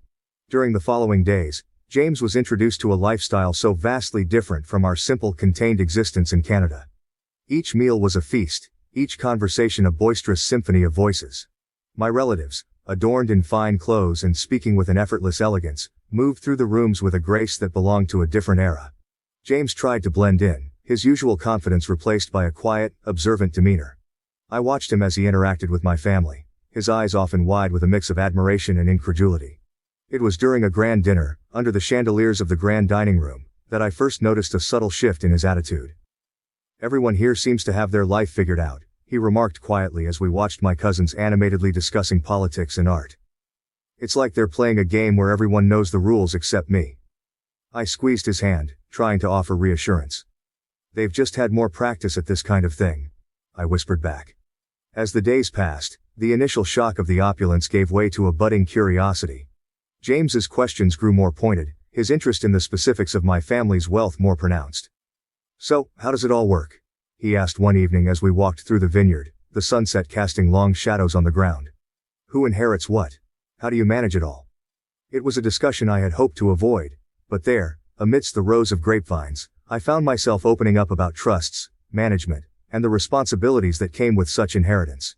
James listened intently, nodding as I explained, but I could see the wheels turning in his head, the calculations forming behind his eyes. The remainder of our stay was marked by a series of such revelations. Whether it was the casual display of an antique vase worth more than our apartment, or the old family jewels that came out for a cousin's wedding, each instance seemed to embed a small wedge between us. James's demeanor evolved from one of simple curiosity to something tinged with a hint of entitlement. The boundaries of our relationship, once so clearly defined by mutual respect and simplicity, began to blur as notions of what could be started to infiltrate his thoughts. By the time we were preparing to leave, the air between us had thickened with unspoken words and unasked questions. The drive back to the airport was quiet, a reflective silence that seemed to hold the weight of our shared experiences. As the Italian countryside receded into the distance, I couldn't help but feel a sense of foreboding. The trip had not only exposed my wealth but had also unearthed the fragility of our bond. We returned to Canada carrying more than just our suitcases. We brought back a changed dynamic. A new awareness that would soon test the very foundation of our relationship. The seeds of doubt and change sown during those sunny days in Italy were poised to grow into challenges that neither of us could have anticipated. The return to our modest apartment in Canada felt jarring after the lavish expanses of my ancestral Italian villa. As James and I unpacked our suitcases, there was an unspoken understanding that something fundamental had shifted between us during our trip. The light-hearted laughter that had once filled our space seemed dulled, replaced by a pensive quietude that neither of us dared to disturb. In the days following our return, James's behavior began to subtly change. It started with small comments, offhand remarks about, when we have a bigger place, or, our future home. At first I thought these were just aspirational dreams, a way for him to process the grandeur we'd witnessed. However, it soon became clear that his views on our financial dynamics had shifted dramatically. One evening, while I was preparing dinner, James broached the subject of real estate. "I saw a listing today," he mentioned casually, his eyes fixed on his phone.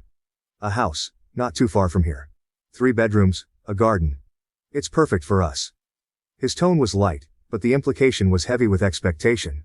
I paused, a stir of apprehension in my gut. "James, we've talked about this. I'm happy here. We don't need a big house."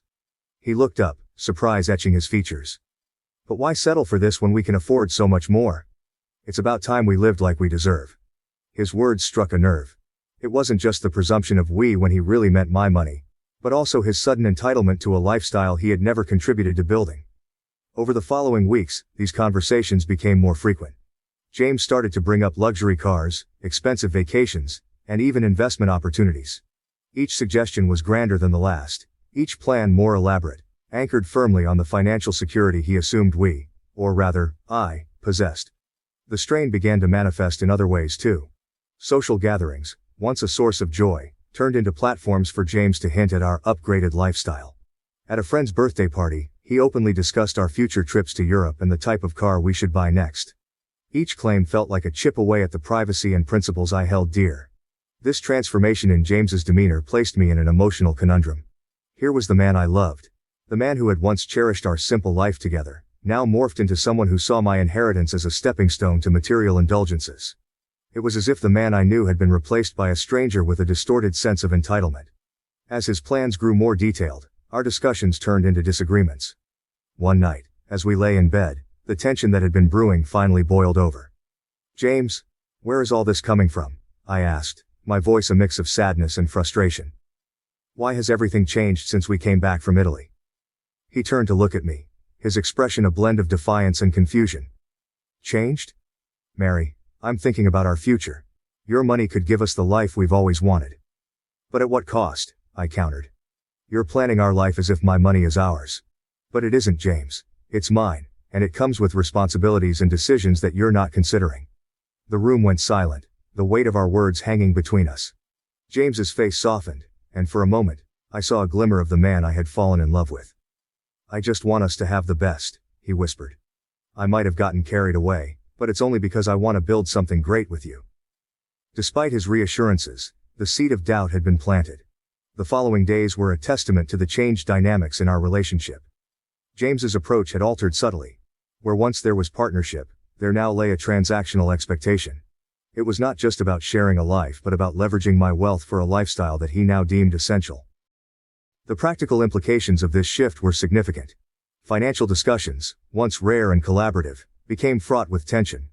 Planning for the future was no longer about our dreams and goals, but about managing expectations and defending boundaries. I never thought I'd have to deal with him. My financial independence, a source of pride and empowerment, had become a battleground. Moreover, this shift affected how I viewed our relationship's foundation. Trust and respect, once given freely and reciprocally, now required constant negotiation and reassurance. The egalitarian nature of our partnership, which had been one of its strengths, was compromised. I found myself second-guessing not just decisions about money but the motivations behind James's affections and plans. This evolving dynamic also brought with it an emotional toll. There were moments of profound loneliness, times when I felt misunderstood and cornered. The joy that had once colored our daily life together was now occasionally marred by a palpable tension, making our interactions stilted, our conversations careful.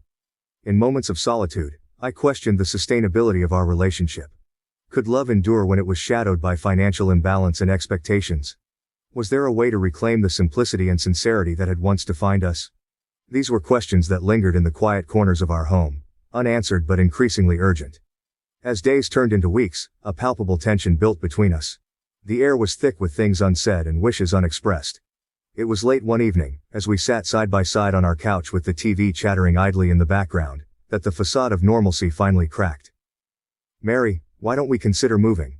Somewhere bigger, maybe even start looking at houses?" James ventured cautiously, his voice tinged with a hesitancy that was unlike him.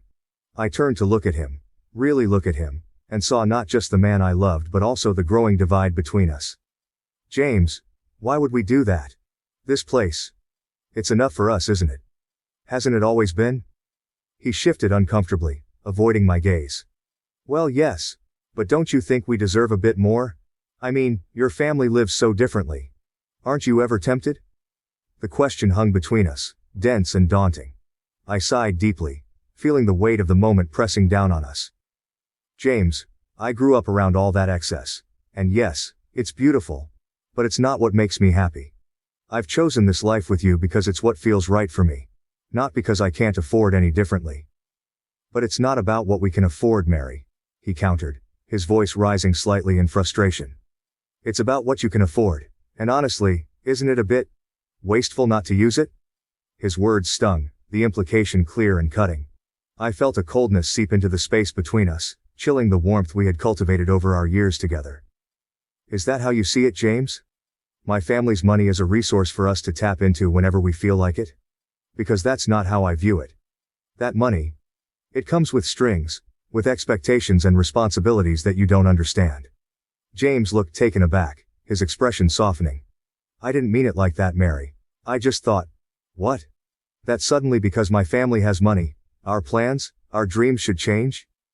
My voice was sharper than I intended, edged with a bitterness that tasted foreign on my tongue. He paused, the air thick with our unsaid thoughts, before he reached for my hand, his touch tentative. I'm sorry, Mary. I suppose I got carried away. It's just all so new to me. I never thought I'd be close to someone with so much possibility. I pulled my hand gently from his grasp, needing the space to gather my thoughts. James, my family's wealth isn't what I want our life to be about. I love our life, our home, just as it is. I don't want that to change because of money. He nodded slowly, his eyes meeting mine with a sincerity that punctured the tension. I understand. Or at least I'll try to. I love you, Mary. I love this life we've built. I don't want to lose it over fantasies of something that might not even make us happy. It was then I realized how deeply entangled our dreams had become with the reality of my heritage.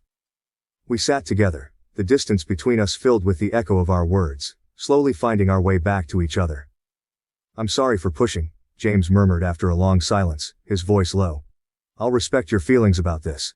We can go as slow as you need. Let's just keep living our life, our way. I nodded, feeling a fragile peace settle over us. It was a temporary resolution, a band-aid over a wound that needed more than just promises to heal. But it was a start, a recognition of our mutual desire to preserve what we had, even in the face of tempting possibilities. As we turned back to the flickering light of the TV, a small smile passed between us, a silent acknowledgement of the complexities of love and wealth, and the simple truth that sometimes, holding on to what you value most requires letting go of what the world tells you should matter. Update. The weeks following our muted confrontation were a study in fragile normalcy. James and I navigated our days with a cautious tenderness, each of us aware of the unspoken fissures slowly spreading beneath the surface of our relationship. I believed, perhaps naively, that we could mend what had been strained by the revelations of wealth and differing desires. But the real test of our bond was yet to come. A test that would shatter the tentative peace we had brokered.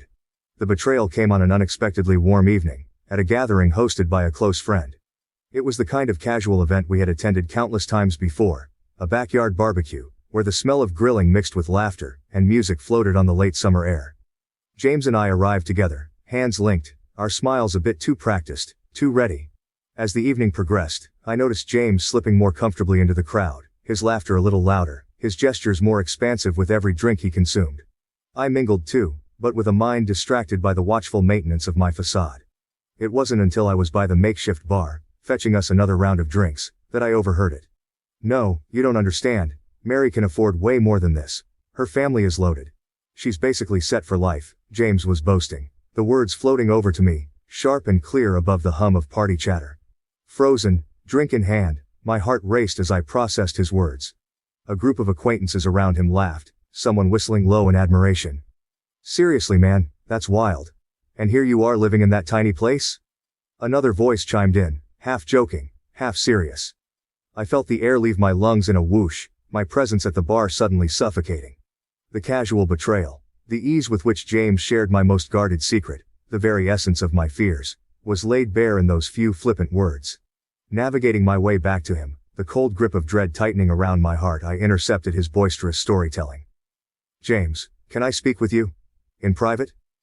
My voice was calm, but it carried an edge, a signal not lost on him. His face changed as he followed me to a quiet corner of the yard, the mirth fading, replaced by a dawning realization of the gravity of his mistake. "Mary, Did you think it was your news to share?" I interrupted, the hurt making my words sharper, colder. "Did you think it wouldn't matter to me?" he stammered, a mix of alcohol and genuine remorse muddling his words. "I'm sorry. I didn't think it would be a big deal.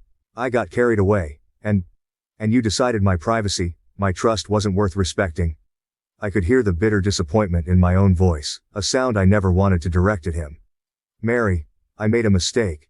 Please, let's just go home and talk about this," he pleaded, reaching for my arm. I pulled away, my decision crystallizing with stark clarity. "No, James, we can't just talk it away this time. This isn't just a mistake. It's a betrayal." The rest of the evening was a blur of hushed apologies and quiet exits. We left separately, the ride home a solitary journey for each of us, filled with the echoing words of what had passed between us. That night, alone in the apartment we had shared, the walls seemed to close in on me. Each shared memory now tinged with the stain of betrayal. The breakup was as inevitable as the dawn. When James returned the next morning, his eyes hopeful yet wary, I knew what needed to be said. "I can't do this, James. Your actions last night showed me just how little you respect what I hold dear." "But Mary, everyone makes mistakes. I know I messed up, but I can fix this." "We can fix this," he insisted, desperation lacing his voice. "This wasn't just a slip, James. It was a choice. You chose to share something deeply personal about me, not out of love or necessity, but for entertainment. I can't build a life with someone who values their momentary status over our trust." His protests faded as the finality of my words settled between us. The breakup, though unilateral in declaration, was mutual in its necessity. We parted with a heavy silence, the kind that speaks louder than any words of farewell. In the days that followed, the fallout was both personal and social. Mutual friends, caught between allegiances, offered awkward condolences or curious probes masked as concern. I found solace in solitude, turning to my passion for painting, letting the colors express the turmoil that words could not. Each brushstroke was a step towards healing, a way to reclaim the peace that had been disrupted. The betrayal had not just ended a relationship, it had forced me to confront the vulnerabilities I had tried so hard to shield. But in that confrontation, there was growth. I learned that my values were not just preferences but necessities, the core of who I was and who I would continue to be, with or without someone by my side. As I painted, the hues blending on the canvas, I realized that this ending was not just an end, but a beginning. A chance to redefine my boundaries, to strengthen my resolve, and to ensure that my next chapter would be one where trust was not just given, but earned. The days after the party were a haze of conflicting emotions. I vacillated between anger and sadness, betrayal and a strange sense of liberation. The realization that James had so casually disclosed my family's wealth to people who had no business knowing gnawed at me. It wasn't just the fact that he had spoken out of turn, it was the casual disregard for my feelings, the thoughtlessness of his actions. Each time I replayed the scene in my head, my resolve hardened. I couldn't continue a relationship where such fundamental trust was so easily broken. I needed time to think, to process the gravity of what had happened. I spent hours walking through the city, the familiar streets providing a backdrop for my swirling thoughts. By the end of the third day, I knew what I had to do. When James returned home, he looked hopeful, as if expecting that time had softened my stance. I asked him to sit with me, our small living room suddenly feeling too large, too empty. "James, we need to talk," I began, my voice steady despite the turmoil inside. He nodded, his eyes searching mine for a hint of reconciliation. "I know, Mary, I'm really sorry about what happened. I was drunk and stupid, but I didn't mean to hurt you." "I know you didn't mean to," I said, trying to keep my tone even. "But you did hurt me, deeply. What you did wasn't just a mistake. It was a breach of trust, something that's fundamental to any relationship." He looked down, the weight of my words settling in. "I understand that. And I promise it won't happen again. I'll do anything to make it right." I took a deep breath, bracing myself for the hardest part. "James, this isn't just about making it right. It's about the fact that you saw my family's wealth and it changed something in you. You started seeing my money as ours, and that's not what I want for my life." He looked up, a hint of desperation in his eyes. "So what are you saying? You want to end things over this?" "I'm saying that our relationship has been fundamentally altered by what's happened. I can't ignore that. I can't go back to the way things were because that trust is broken. And without trust, we have nothing. The silence that followed was heavy, each second stretching painfully. Finally, James nodded, his expression one of resigned sadness. If that's what you really want, then I'll respect it. I'm truly sorry, Mary. I felt a tear escape, quickly wiping it away. I know you are. And I'm sorry too. This isn't what I wanted, but it's what I need to do for myself. The days that followed were a blur of muted interactions and strained conversations. Friends who had been at the party reached out, some with genuine concern, others with a curiosity that felt invasive.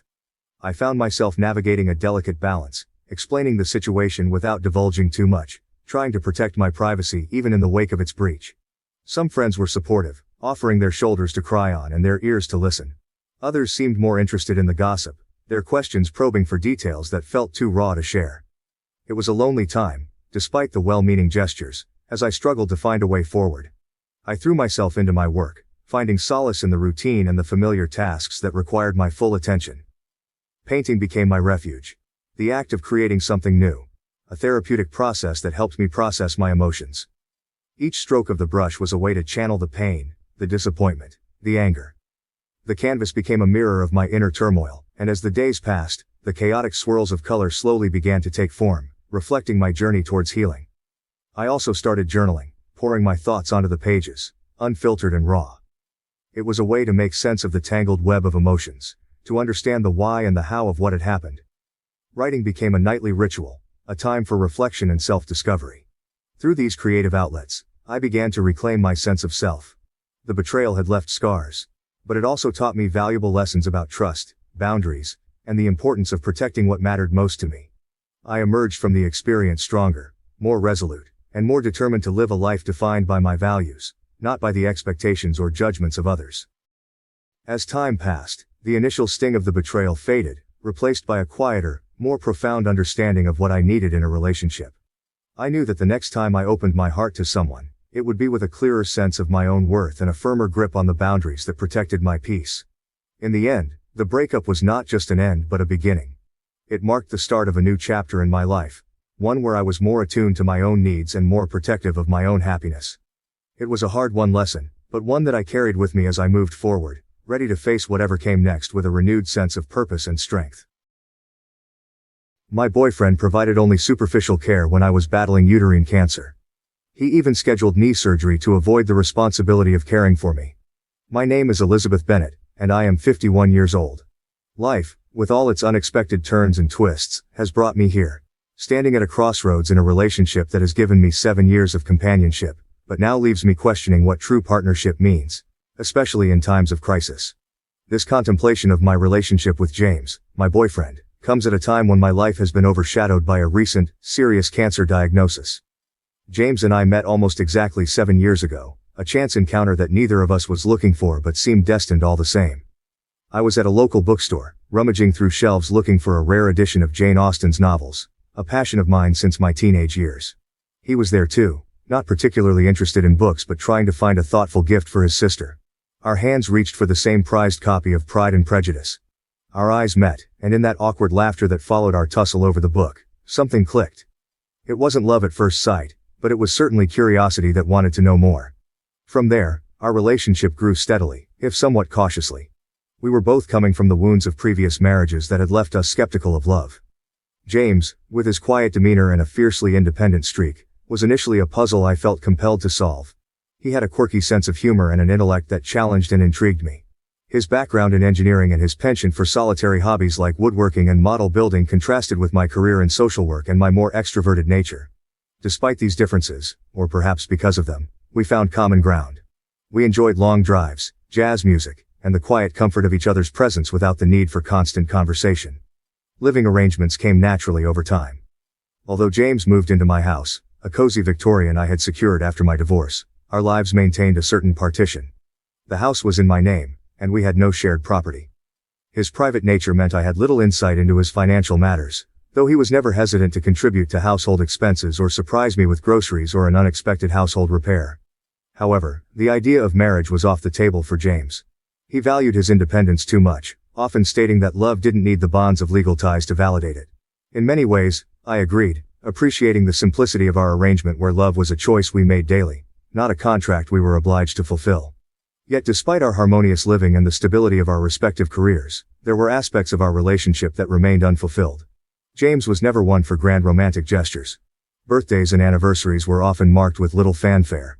Gifts were practical rather than thoughtful, and celebrations were muted, often just an evening out at a restaurant we both liked. This lack of romance was something I had come to terms with, focusing instead on the reliability and steadiness James offered. Our relationship, while not fiery or adorned with the typical trappings of romance, was functional and comfortable. We had a healthy sex life, and our discussions, though rarely about our emotions, were always respectful and insightful. Yet, as the years wore on, I sometimes found myself longing for a bit more warmth, a bit more of the unexpected, the small surprises that make the heart flutter. The true test of our relationship, however, began in January when I was diagnosed with late-stage ovarian cancer. The news came as a devastating blow, not just to me but to the fragile equilibrium of our relationship. Cancer, with its insidious tendrils, seemed determined not only to wreak havoc on my body but also to unearth the foundations of my relationship with James. The morning I received the diagnosis, the world seemed to pause, an eerie stillness that belied the storm raging inside me. Late-stage ovarian cancer, the doctor had said, his voice a blend of compassion and clinical detachment. The words echoed in my head as I drove home, each syllable a weighty gavel marking the end of one life phase and the uncertain beginning of another. Arriving home, I found James in the backyard, lost in his latest project, a birdhouse he was crafting with meticulous attention. The normalcy of the scene, set against the backdrop of my devastating news, felt surreal. I watched him for a moment, absorbed in his task, unaware of the seismic shift about to enter our lives. "James," I called out, my voice steadier than I felt. He looked up, a smile breaking across his face, but it faltered as he took in my expression. The tools fell silent, and he was at my side in an instant, his earlier levity replaced by concern. "I have cancer," I said, the words blunt, irrevocable. His arms came around me then, a strong, steady presence. But inside, my heart was a chaos of fear and sorrow. In the privacy of our living room, I laid out the stark realities of my condition. The cancer was aggressive, widespread, and the treatment would be grueling. I watched his face, the emotions flickering through his eyes, shock, pain, resolve. And then, I gave him an out. An opportunity to walk away before the journey became too difficult, too steeped in medical routines and the shadow of mortality. It was a test, not of his love, but of his willingness to face this harsh road alongside me. He didn't hesitate. "I'm not going anywhere," he said firmly, squeezing my hand. "I promise to be with you, for better or worse." His words should have brought comfort, and they did, to some extent. But they also stirred a tumult of emotions within me, gratitude, relief, but also a deep, gnawing apprehension. James's decision to stay with me through my cancer diagnosis should have been a source of unwavering comfort. In some ways, it was. In others, it highlighted the gaps in our relationship that I had long ignored or downplayed. As I navigated the labyrinth of surgeries and chemotherapy, my mixed feelings about his decision became increasingly pronounced. James's willingness to stay was commendable, but his ability to provide the emotional and physical care I needed was painfully lacking. The first major challenge came with my initial surgeries. The doctors performed a hysterectomy and several other procedures to remove as much of the cancer as possible. The recovery was brutal. I was in and out of the hospital, dealing with intense pain, nausea, and an overwhelming sense of vulnerability. James was there, but in a way that felt more obligatory than heartfelt. He drove me to the hospital, sat in the waiting room, and took me home afterward. But once we were home, his role as a caregiver faltered. Managing medications was the first hurdle. The schedule was complex, with different pills at different times, some with food, some without. James struggled to keep it straight, often forgetting doses or mixing up the timings.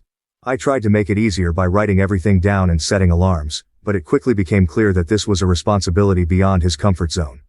He would get frustrated, not at me, but at the situation, at the helplessness he felt. His frustration manifested in a withdrawn demeanor, leaving me to fend for myself more often than not. Then there were the basics of caregiving, ensuring I was hydrated, bringing me food, checking in on my comfort. James tried, he really did, but his efforts were often half-hearted. He would bring me a glass of water and then retreat to his workshop or his computer. Meals were an afterthought, usually something quick and easy, lacking the nourishment and care I needed. I found myself relying on meal delivery services more and more, realizing that the emotional support I craved was not forthcoming. As the chemotherapy began, my world narrowed to a series of treatments and side effects. Chemo was a relentless adversary, sapping my strength, stealing my hair, and leaving me perpetually nauseous. Each session felt like a battle, and though James drove me to a few of them, his presence was more logistical than comforting. He would drop me off and pick me up, but during the treatments, it was my friends and family who sat with me, held my hand, and talked me through the worst of it. My best friend Sarah was a godsend. She organized a meal train, ensuring that I had nutritious food every day. She coordinated with my family, making sure someone was always available to help. My sister Kate flew in from out of state multiple times, staying with me for weeks at a time. She was a natural caregiver, intuitively knowing what I needed before I even had to ask. Between Sarah, Kate, and other friends who stepped up, I was surrounded by a network of support that filled the gaps James couldn't bridge. One evening, after a particularly grueling day of chemo, I lay in bed, feeling the weight of everything pressing down on me. James sat at his desk, absorbed in his work, seemingly oblivious to the turmoil I was in. I watched him, the man I loved, and wondered how we had come to this point. His promise to stay had been genuine, but the reality of what staying meant was something neither of us had fully understood. My birthday in April was a turning point. Despite my exhaustion and the constant nausea, I had managed to celebrate James's birthday just a few days earlier. I ordered him a gift from Amazon, bought his favorite takeout, and even mustered the energy to bake him a cake. It wasn't much, but it was a gesture of love and normalcy in a time when everything felt uncertain. When my birthday arrived, I hoped for something, anything, to show that he cared, that he was thinking of me, even in the smallest way. But the day came and went without acknowledgement. No card, no gift, not even a simple happy birthday. The hurt was sharp and immediate, a reminder of the emotional chasm that had always been there but was now impossible to ignore. I didn't need grand gestures. I needed to know that I mattered, that my pain and struggle were seen and acknowledged.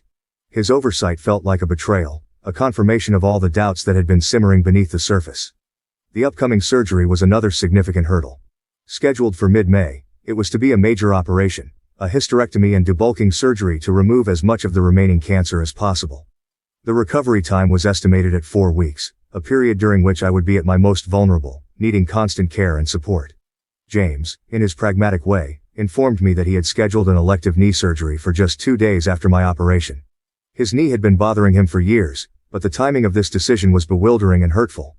When I expressed my concern, he insisted that his knee pain had suddenly become unbearable and that the surgery couldn't be postponed. His explanation felt like an excuse, a way to avoid the discomfort of my recovery by focusing on his own issues. It was as if he was retreating from the emotional intensity of my illness, seeking refuge in his own pain. During the week leading up to my surgery, James took time off work. Not to be with me, but to go camping and hiking, his way of decompressing before what he saw as a challenging period ahead. He returned home tan and relaxed, ready for his knee procedure, while I was left feeling abandoned, my own surgery looming with a sense of impending dread.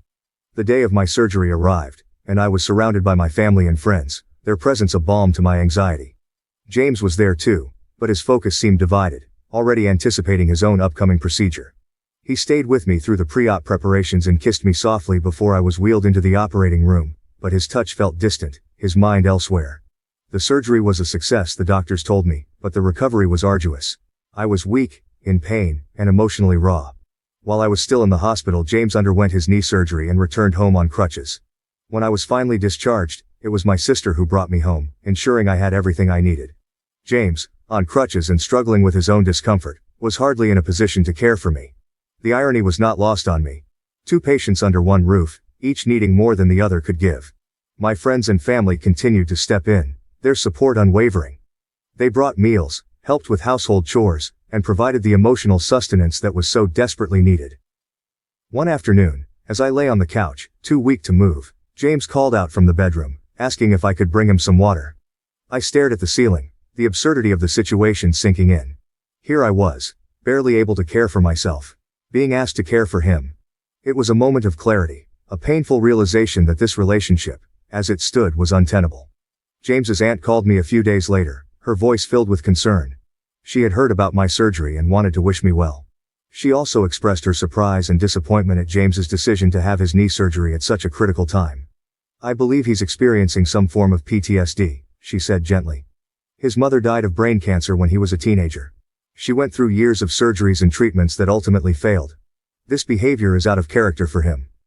Her words offered some explanation but no comfort. James's past, his trauma, didn't absolve him of his current actions. I could understand his fear, his retreat. But I couldn't accept it. Not when my own needs were so immediate and profound. As I embarked on the long and arduous road to recovery following my major surgery, the physical challenges were compounded by the emotional toll of navigating my relationship with James. Each day was a battle, not just against the cancer and the pain it brought, but also against the growing realization that the man I loved might not be the partner I needed in this crucial time. During the initial weeks of recovery, the intensity of my physical pain was matched only by the emotional strain of watching James focus largely on himself. While I struggled with the simplest tasks, grappling with my newfound frailty, James was absorbed with his own recovery from his knee surgery. His requests for help with tasks he couldn't manage on his crutches, even as I could barely manage my own needs, felt like a glaring testament to his self-centered approach. Lying on my bed one afternoon, the sounds of James fumbling in the kitchen trying to make himself lunch while I rested, I couldn't help but reflect on our situation. Is this what our relationship has come to? I thought. Two people living under the same roof, each wrapped up in their own pain, unable to support each other? This internal monologue was a constant during those days, as I wrestled with my feelings of disappointment and abandonment. One evening, as I shared these thoughts over the phone with my sister Kate, she provided the kind of blunt assessment that only someone who loves you deeply can offer. Liz, you've always known James wasn't great with emotional stuff. But this is different. This isn't just emotional support, it's basic care, compassion. You're recovering from cancer surgery, for heaven's sake. If he can't step up now, when will he ever? Her words struck a chord. It wasn't just that James was failing to care for me. It was his apparent lack of insight into how his actions, or lack thereof, affected me. This conversation with Kate sparked a series of internal questions about the viability of our relationship. I found myself wondering if his inability to provide support was something I could live with in the long term, especially knowing that my battle with cancer could bring more challenges ahead. I also had long heart-to-hearts with Sarah, who had been instrumental in organizing support during my treatment. During one of her visits, as she sat by my bedside, I confided in her. He's not mean, Sarah. He's just absent. I feel like I'm going through this alone, even though he's right here. Sarah took my hand, her presence a comforting anchor. Liz, it's okay to acknowledge that something isn't working. It's okay to want more. You need a partner, especially now. It's not just about having someone physically present. You need someone who's truly with you, in every sense. These conversations, along with my own reflections, led me to a profound understanding. My need for a supportive partner was not just a preference but a necessity, especially as I faced the uncertainty of my health. James's focus on his own issues during my time of greatest need had illuminated a fundamental disconnect in our relationship. It was not merely about his lack of caregiving skills. It was about his inability to prioritize my needs during a critical time. This realization brought clarity but also sorrow. I grieved for the relationship that could not withstand the trials we faced. I mourned the future I had once envisioned with James, now overshadowed by the stark reality of our present circumstances. My decision to address these issues with James was not made lightly. I chose a quiet evening, a few weeks into my recovery, when I felt strong enough to have what I knew would be a challenging conversation. James, I began, my voice steady despite the turmoil inside. We need to talk about us, about how things have been since my surgery. I feel like I'm going through this recovery on my own, and it's made me think a lot about our future. James looked surprised, perhaps a little defensive. I've been dealing with my knee, he started, but I gently cut him off. I know, and I understand that's been hard on you. But I can't help feeling like we're not really here for each other. Not in the way I need us to be. This isn't just about now, it's about what this says for our future. The conversation that followed was painful, filled with moments of silence and mutual recognition of the painful truth. James admitted his struggles with facing my illness, echoing what his aunt had shared about his past. Yet understanding his reasons didn't alleviate the reality of my loneliness and the growing gap between us. As we talked, it became clear that our paths were diverging. The love and commitment that had once bound us were not enough to bridge the gap that had formed between our experiences and needs. Deciding to redefine our relationship was one of the hardest decisions I've ever made. Yet it was also a decision that brought me peace. In recognizing our limitations and acknowledging our needs, we were able to part ways with respect and a deep understanding of each other's struggles. The weeks following our conversation were a time of adjustment. As James moved out and we began our separate lives, I continued to lean on my support network. The love and care from my friends and family were instrumental in my recovery. They provided not just practical help but emotional sustenance, helping me rebuild my strength and reclaim my independence. Reflecting on this period, I realized that my journey through cancer and recovery was also a journey of self-discovery. I learned the importance of asking for what I need, of surrounding myself with people who can truly support me, and of letting go when a relationship no longer serves my best interests. In facing the end of my relationship with James, I found a new beginning for myself, one defined by resilience, hope, and the unwavering support of those who love me. Update. Reflecting on the tumultuous period of my life that followed my cancer diagnosis, I find a mixture of sorrow and clarity. When James promised he'd never leave me after I told him about my illness, I clung to that promise as a beacon of hope. Yet the reality of his presence, detached and insufficient, contrasted sharply with his words. It's a stark reminder of how adversity can reveal the true essence of a person's character and commitment. In the beginning, my heart was filled with gratitude when James said he would stay. However, as my treatment progressed and the demands of caregiving became apparent, his emotional withdrawal became increasingly obvious. It was like living with a shadow of the person I thought I knew. His physical presence in the house didn't translate into the emotional or practical support I desperately needed. It felt as though he was there, but not really with me. This was not just a failure to perform tasks. It was an absence of the compassion and partnership I needed at my most vulnerable. This experience forced me to confront a painful reality reflected in the grim statistics I had read about partners who leave or emotionally check out during illness. It was heartbreaking to recognize that James fit into this narrative. Despite his promise, he wasn't really with me. He was more of a roommate, and not a particularly good one at that, rather than the partner I needed him to be. His inability to support me, which I had hoped might be overcome by the gravity of my situation, seemed instead to deepen the existing fissures between us. My feelings of guilt, while natural, were also a reflection of the empathy and consideration I always strived to offer, even when it wasn't reciprocated. I realized these feelings were misplaced. I was battling cancer, fighting for my life, and also grappling with the emotional neglect from someone who was supposed to be my primary source of support. This realization was crushing but necessary. It wasn't just about the tasks he failed to perform. It was about his failure to be the emotional anchor I needed. Understanding that James's behavior might have been influenced by his own fears or past trauma, perhaps a PTSD response from his mother's death due to cancer, provided some context but no solace. It explained some of his actions but did not excuse them. While compassion for his struggles is important, it should not come at the expense of my own well-being. My health and emotional needs had to take precedence. The possibility that James hadn't left due to financial dependence or his own resentment about feeling trapped added another layer of complexity to our dynamic. It hinted at a relationship sustained not by mutual support and love but by circumstances and convenience, which perhaps made him act out or retreat into himself. Throughout this ordeal, I gave James numerous opportunities to rise to the occasion. Time and again, he showed that he either could not or would not meet the needs of the moment. This was not just about what he hadn't done. It was about what I needed and deserved and was not receiving. Recognizing this was crucial. It forced me to make hard decisions about what was best for my health and happiness. Navigating the end of our relationship was not easy, but it was necessary. I leaned heavily on my family, friends, and the broader support network I was fortunate to have. They showed up for me in ways that James did not, providing not only the practical support I needed but also the emotional care that helped sustain me through one of the most challenging times of my life. As I look back, I understand that it's okay to prioritize my well-being and to feel sad about the end of a relationship while also recognizing that it's the healthiest choice for me. Letting go of James was not just about ending a relationship that was no longer working. It was about reclaiming my life and focusing on my recovery with the support of people who truly cared for me. In this reflection, there is both loss and liberation. I mourn the partner James could not be but celebrate the strength I found in myself and the love and support from others that illuminated my darkest days.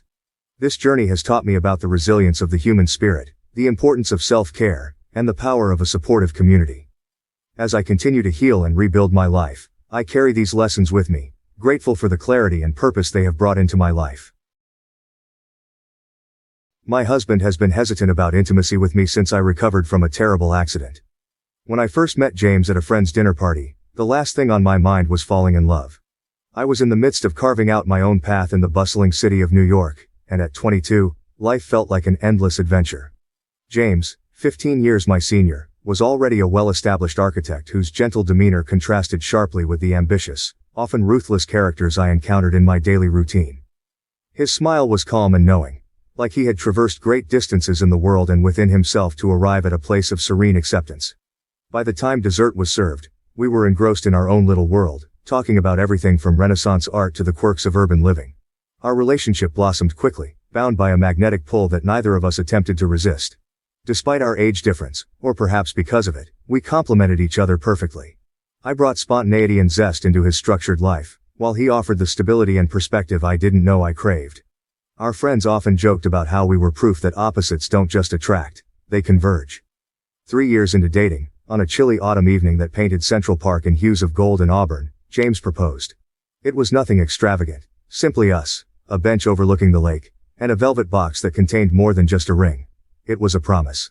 A promise of a future together, of dreams shared and challenges faced hand in hand. We married in a small, intimate ceremony the following spring, surrounded by those who had championed our union from the start. As the years unfolded, our conversations often veered towards the future, particularly around health and aging.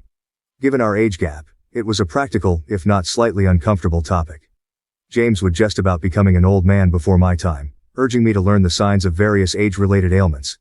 I remember laughing it off, reassuring him that we'd face whatever came our way together, secretly cherishing the thought that I could care for him as lovingly as he had promised to care for me. James was more than just my husband, he was my confidant, my rock, and my greatest advocate. When I decided to start my own graphic design business, he transformed the spare room into an office and spent countless nights helping me refine pitches and soothe my anxieties about entrepreneurship. His belief in me was unwavering, and it propelled me through the tumultuous first years until my venture found its footing. The day of the accident, the world seemed wrapped in a chilling embrace, the sky a dull gray canvas that stretched endlessly above the city. It was mid-December, and the first real snow had transformed the landscape into a slippery tableau of whites and grays. I had left the office early, eager to return home after securing a significant new client, a triumph in my budding career in graphic design. My spirits were high, bolstered by the thrill of accomplishment and the promise of celebrating with James later that evening. The roads, slick with ice and congested with the early rush of commuters eager to escape the cold, presented a challenge I felt prepared to tackle.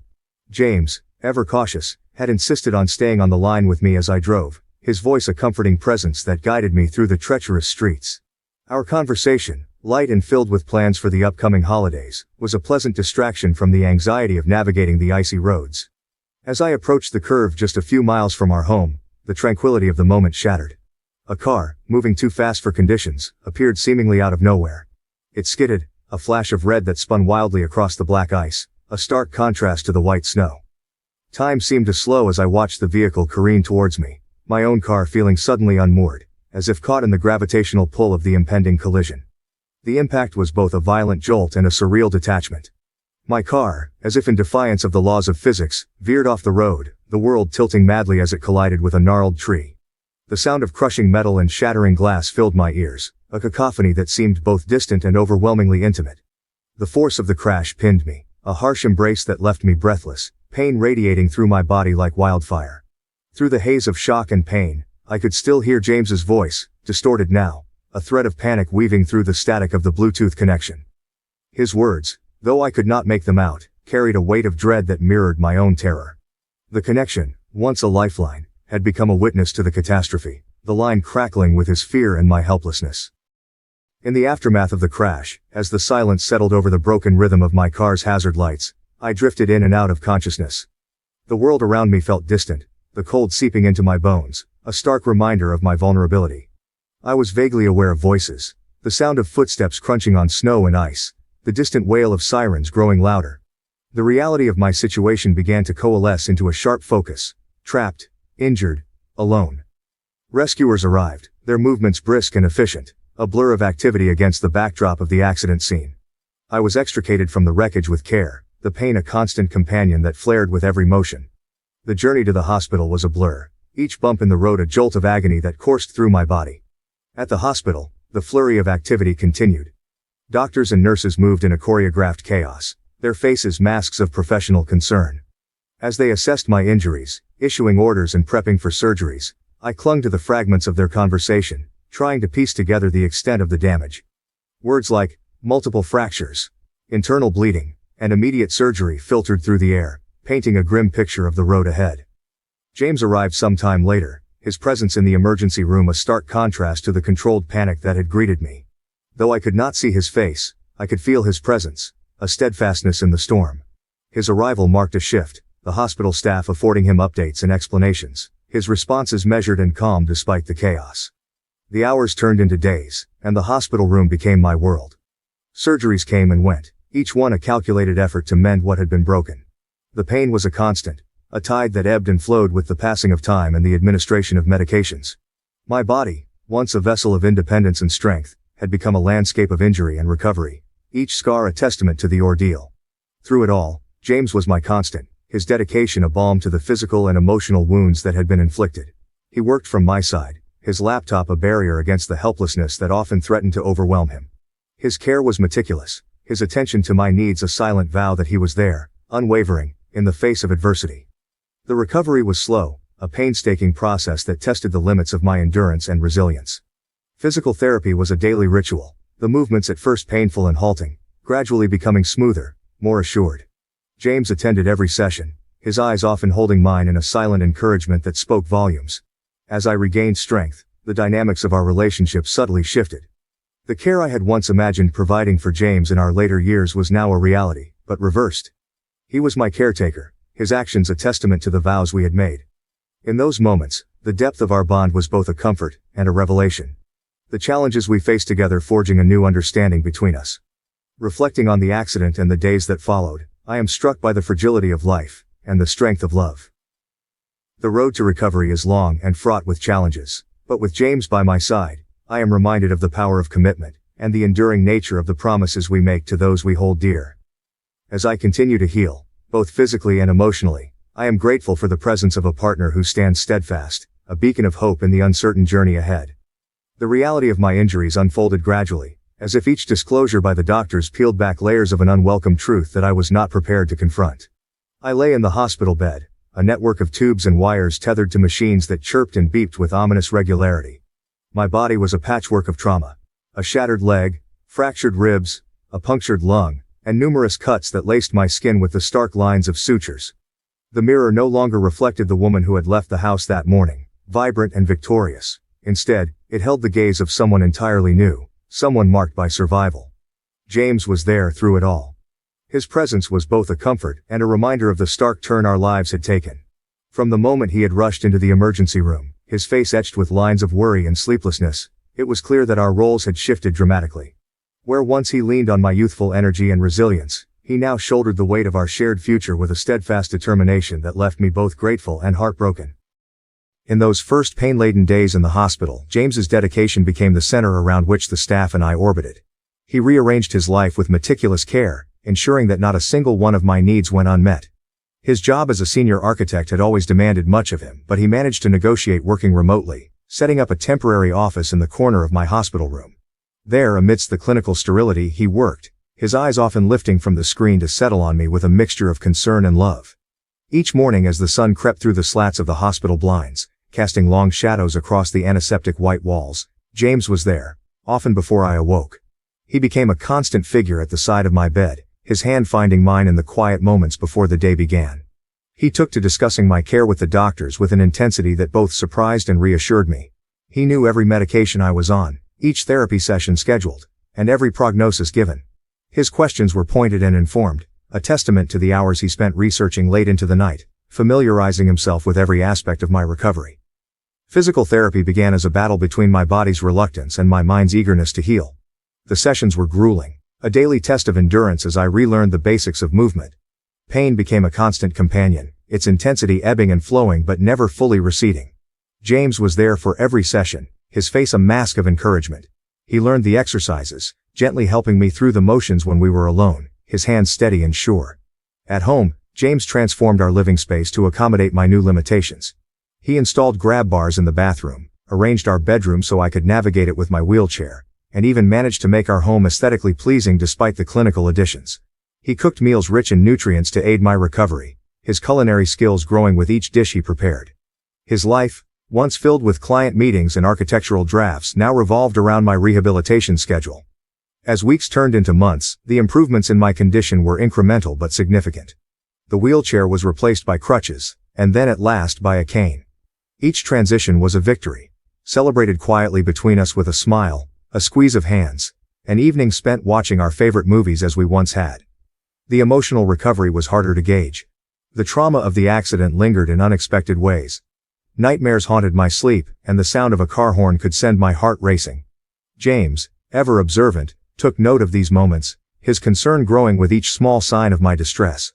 On his insistence, we began counseling, a space where I could voice the fears that I kept buried. James attended every session, not just as my support, but as an active participant, keen on understanding the shadows that had crept into our lives. Our relationship, already deep, grew in depth and complexity. James's unwavering support became the foundation on which I built my recovery. His love, a constant in the flux of pain and healing, reminded me daily of the vows we had taken, to love each other in sickness and in health. As I healed, both physically and emotionally, I realized that these were not just words, but the very essence of our life together. Returning home was supposed to signify a milestone, a tangible step toward normalcy after weeks in the sterile confinement of the hospital. Yet, as James pushed my wheelchair across the threshold of our house, the familiar seemed strangely alien. The walls that had once resonated with the warmth of our laughter now echoed with an unspoken reminder of how much had changed. James, with his characteristic thoroughness, had transformed our living space to accommodate my new limitations. Ramps replaced steps, furniture was rearranged to allow for the smooth passage of my wheelchair, and our bathroom was refitted with rails and a seat in the shower. These modifications, while practical and necessary, served as stark daily reminders of my dependency. In those early days back home, the rhythm of our life was dictated by my therapy schedule. Mornings began with James assisting me out of bed, his hands careful and his eyes constantly scanning for potential obstacles that could cause me harm.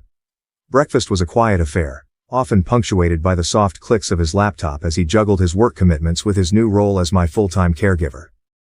Physical therapy sessions were rigorous. The therapist, a kindly woman with a no-nonsense attitude, pushed me hard, her mantra being, progress, not perfection. James attended every session, watching from the sidelines, his face a mask of concentrated concern. At home he would replicate the exercises, his engineering mind devising ways to integrate them into our daily routine. While I appreciated his dedication, his constant vigilance began to feel suffocating.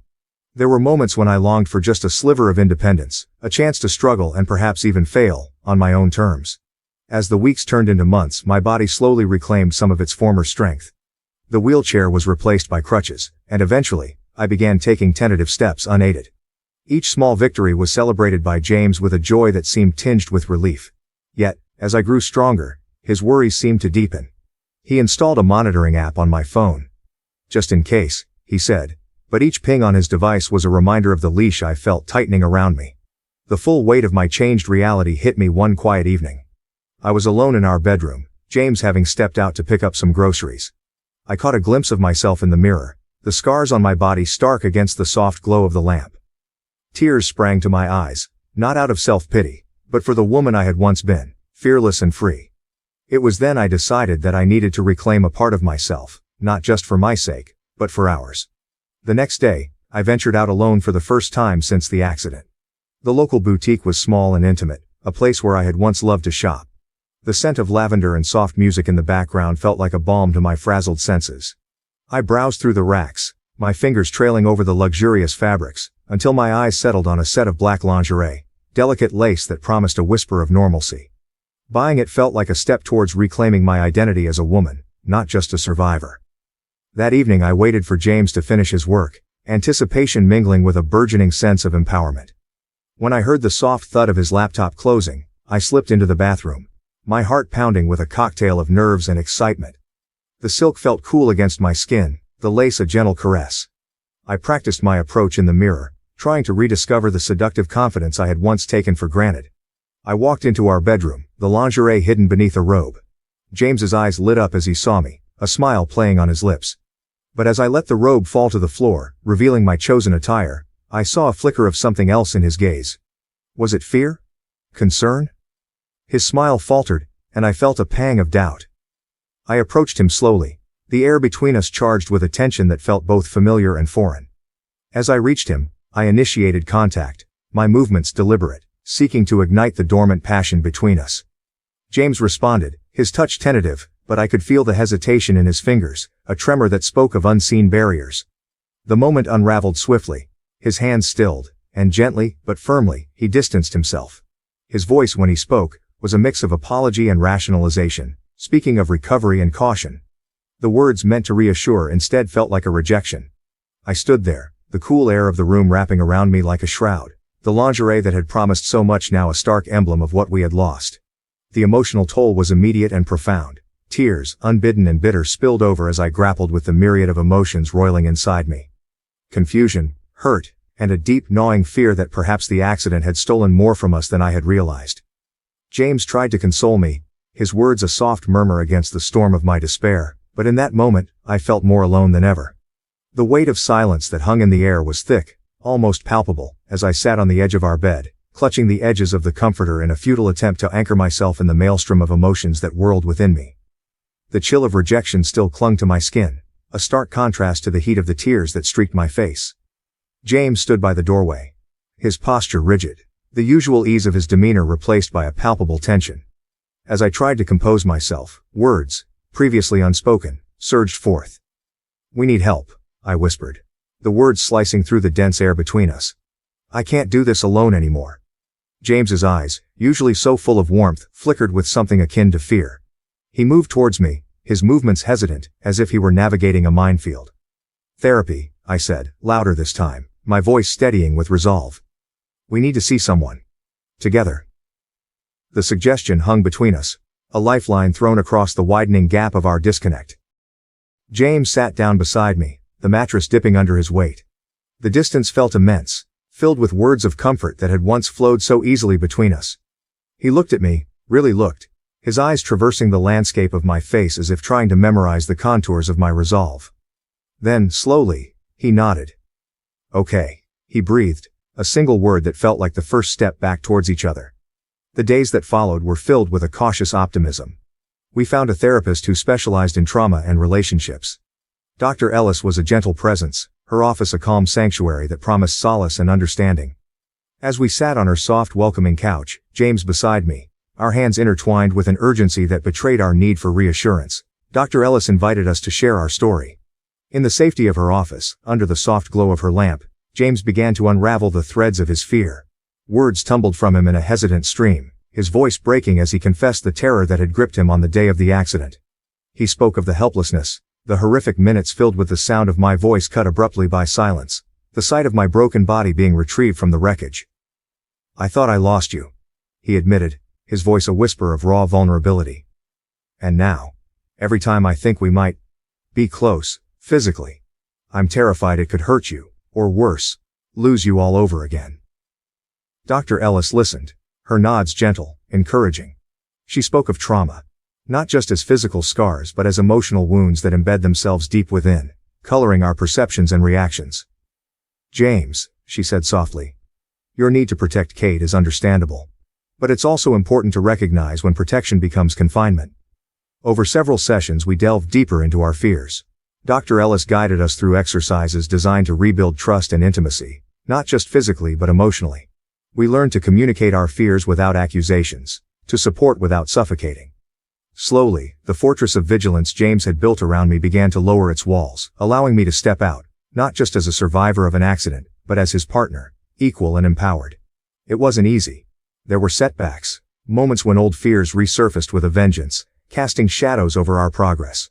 But each time we returned to Dr. Ellis's office, a haven where we could unpack those fears and lay them out in the light of understanding. Months passed, and with them, the sharp edges of our trauma began to soften. The therapy sessions became less about managing crisis and more about nurturing growth. James's overprotectiveness shifted from a smothering blanket to a more supportive, empowering presence. He learned to share his anxieties without imposing them, and I learned to reassure him without sacrificing my independence. Our breakthrough came on an ordinary evening that turned extraordinary by the sheer power of its simplicity. We were in the kitchen, the smell of basil and tomatoes rich in the air as we cooked together. It was a dance we had performed countless times, but that night, there was a new rhythm, a new ease to our movements. James reached for the olive oil and his hand brushed mine. Something in the touch, brief and accidental, sparked a connection we had not felt in months. Instead of pulling away, he let his fingers linger, his gaze meeting mine. It was a question and an offering all at once. I took his hand, leading him to the living room where the last of the evening's light painted the walls in soft amber hues. We sat on the couch, our sides touching, a silent acknowledgement of the distance we had traveled from that cold, harsh night of my attempted seduction. "Dance with me," I whispered, not out of a desire to test our boundaries, but as a celebration of them. James smiled, a genuine heartwarming smile that crinkled the corners of his eyes. He stood, pulling me up with him. As we moved to the music of a song that played from the small speaker on our bookshelf, there was a hesitancy in his touch, a careful measuring of his strength. But as the song continued, his embrace grew confident, and I leaned into it, into the love and safety it promised. In that simple act of dancing, in the privacy of our living room with no eyes upon us but our own, we found a piece of ourselves that had been lost in the chaos of my accident and recovery. It was not a return to how things were, but an evolution into something deeper, something forged by the fires of our trials and solidified by the patience of our love. The song ended, but we remained there, held in an embrace that spoke of battles fought and won, of fears acknowledged and conquered. James kissed the top of my head, a gesture so familiar and yet so profoundly different in its newfound depth. "We're going to make it, aren't we?" I murmured, not needing an answer, but receiving one anyway in the firm squeeze of his arms around me. "Yes," he said, his voice steady with the weight of our journey. "We are." And at that moment, I believed it. Not just because of the words but because of the journey behind them, a journey of two people, loving, healing, and ultimately thriving together.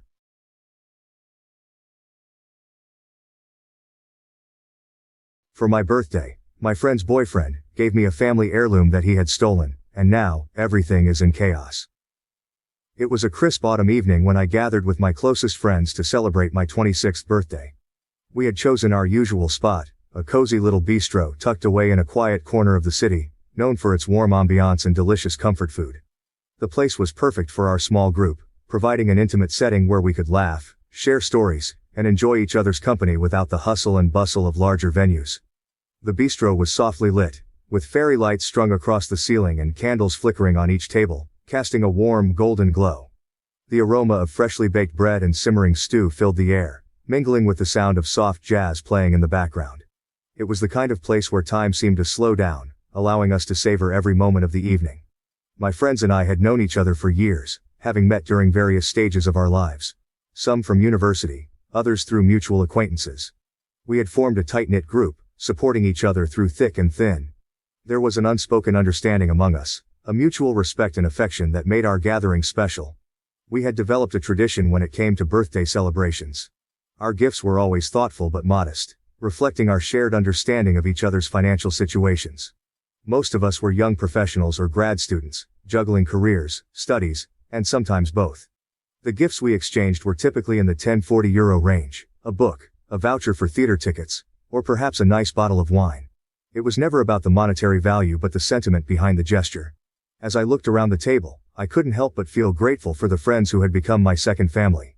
There was Emma, my best friend since university.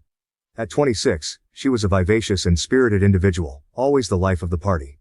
With her curly blonde hair and infectious laugh, Emma had a knack for making everyone around her feel at ease. She worked as a graphic designer, her creativity evident in everything she did. Emma had a kind heart and a fierce loyalty to those she cared about, making her the glue that held our group together. Next to her sat Jason, 27, a software engineer with a quiet demeanor but a sharp wit. Jason was the problem solver of the group, always ready with a solution or a piece of advice. His dark hair and glasses gave him an intellectual appearance, which matched his personality perfectly.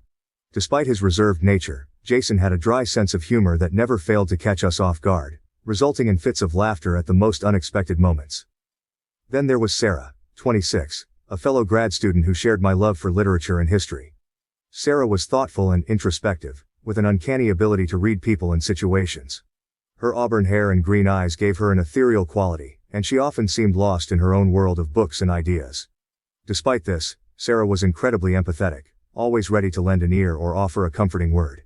And finally, there was Alex, my good friend who had brought along her boyfriend, Mark, for the first time.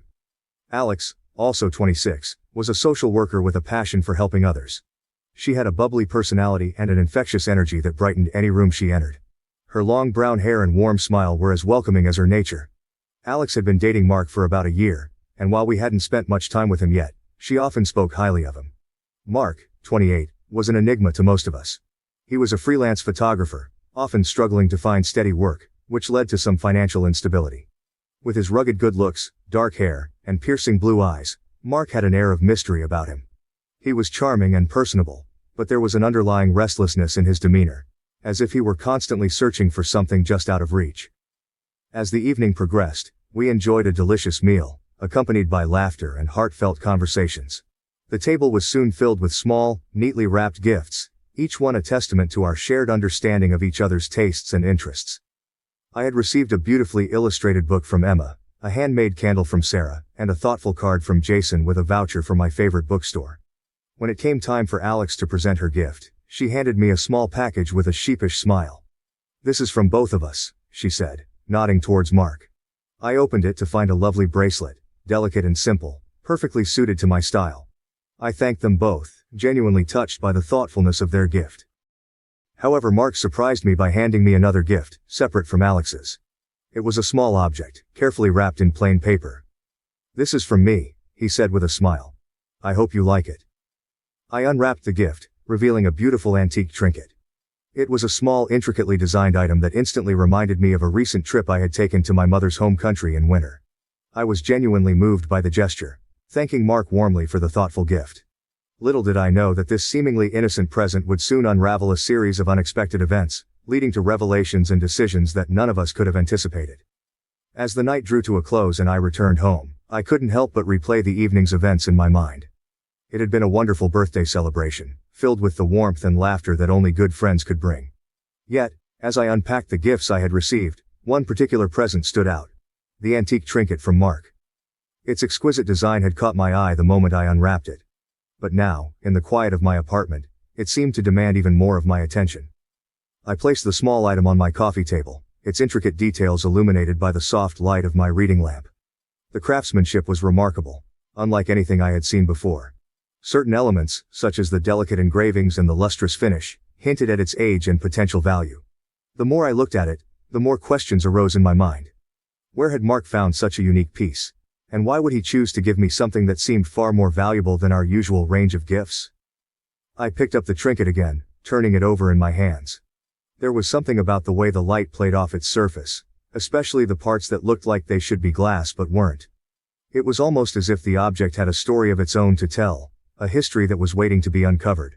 I noticed a small maker's mark on the bottom, an intricate symbol that seemed almost familiar, though I couldn't quite place it. My curiosity now fully piqued, I decided to do a bit of research. I grabbed my laptop and settled onto the couch, determined to find out more about this mysterious gift. I started by searching for the maker's mark, hoping it would lead me to some answers. The first few results were vague, offering little information beyond general descriptions of antique symbols. But then, after several minutes of scrolling and clicking through links, I found a match. The symbol belonged to a renowned artisan from the 19th century, famous for creating high-quality handcrafted items. The trinket, it seemed, was not just any antique. It was a piece of historical significance, likely worth a considerable amount of money. My heart skipped a beat as I read on, absorbing the details of the artisan's legacy and the value of his works. The more I learned, the more astonished I became. I found an online auction site that listed similar items by the same artisan, with prices ranging from several hundred to several thousand euros. My mind raced as I tried to process the information. Could it be that the trinket Mark had given me was worth that much? It seemed unbelievable, and yet the evidence was right in front of me. To be sure, I searched for the exact item, using keywords that described its specific features. After what felt like an eternity, I found a match. My breath caught in my throat as I stared at the screen. There it was, the exact same trinket, listed for 750 euros. I blinked, hoping I had made a mistake, but the details were unmistakable. A wave of mixed emotions washed over me: disbelief, confusion, and a growing sense of unease. Why would Mark give me something so expensive? It was wildly inappropriate, especially considering our group's unspoken agreement about modest gifts. Moreover, knowing that Mark was often financially strained made the situation even more perplexing. Had he really spent this much money on a gift for me? And if so, why? I couldn't shake the feeling that something was off. The more I thought about it, the more it didn't make sense. I considered the possibility that Mark might not have known the true value of the item, but that seemed unlikely. The trinket was clearly special, and its worth would have been apparent to anyone who had handled it. The implications of the gift were troubling. I valued my friendship with Alex deeply, and the last thing I wanted was for something like this to cause problems between us. I knew I needed to talk to her about it, but I wasn't sure how to approach the subject. What if she didn't know about the gift's value? Or worse, what if she did and it led to a confrontation between them? As I sat there, turning these thoughts over in my mind, I felt a knot of anxiety forming in my stomach. I couldn't ignore the situation, but I also didn't want to jump to conclusions without more information. The only thing I knew for certain was that I needed to get to the bottom of this, for my own peace of mind and for the sake of my friendship with Alex. I decided to sleep on it, hoping that some clarity might come with the morning. But as I lay in bed, staring at the ceiling, my mind refused to rest. The image of the trinket kept flashing before my eyes, a constant reminder of the questions that still needed answers. The next day, I reached out to Alex, asking if we could meet up. I didn't mention the gift in my message, wanting to talk to her in person. She agreed, and we planned to meet at a cafe later that afternoon. As I prepared for our conversation, I felt a mixture of dread and determination. I needed to handle this delicately, but I also needed to be honest with her about my concerns. When we met, Alex greeted me with her usual warmth and energy, but I could tell something was on her mind as well. After some small talk, I took a deep breath and brought up the gift. I explained how I had researched the trinket and discovered its significant value, and watched as her expression shifted from curiosity to shock. €750? She repeated, her eyes wide with disbelief. Are you sure? I nodded, showing her the listing I had found online. Alex stared at the screen, then back at me, clearly processing the information. I had no idea, she said finally. I don't even know what to say. We sat in silence for a moment, both of us grappling with the implications. Alex's face was a mix of confusion and concern. Mark has never been great with money, she admitted. But I don't understand why he would do this. Neither do I said quietly. And that's why I think we need to talk to him. Together. Alex agreed, and we made a plan to confront Mark that evening. As we parted ways, I felt a sense of resolve. Whatever the explanation, we needed to uncover the truth. The trinket, with all its historical significance and unexpected value, had brought us to a crossroads, and there was no turning back now. We spent the next hour discussing how to frame our questions, aiming to keep the conversation as neutral as possible initially. Our plan was to start by asking Mark about the origins of the gift, hoping he would offer some insight without feeling cornered. But we also agreed that if his answers didn't add up, we would press him for the truth. As the time for the confrontation approached, I felt a growing sense of anxiety.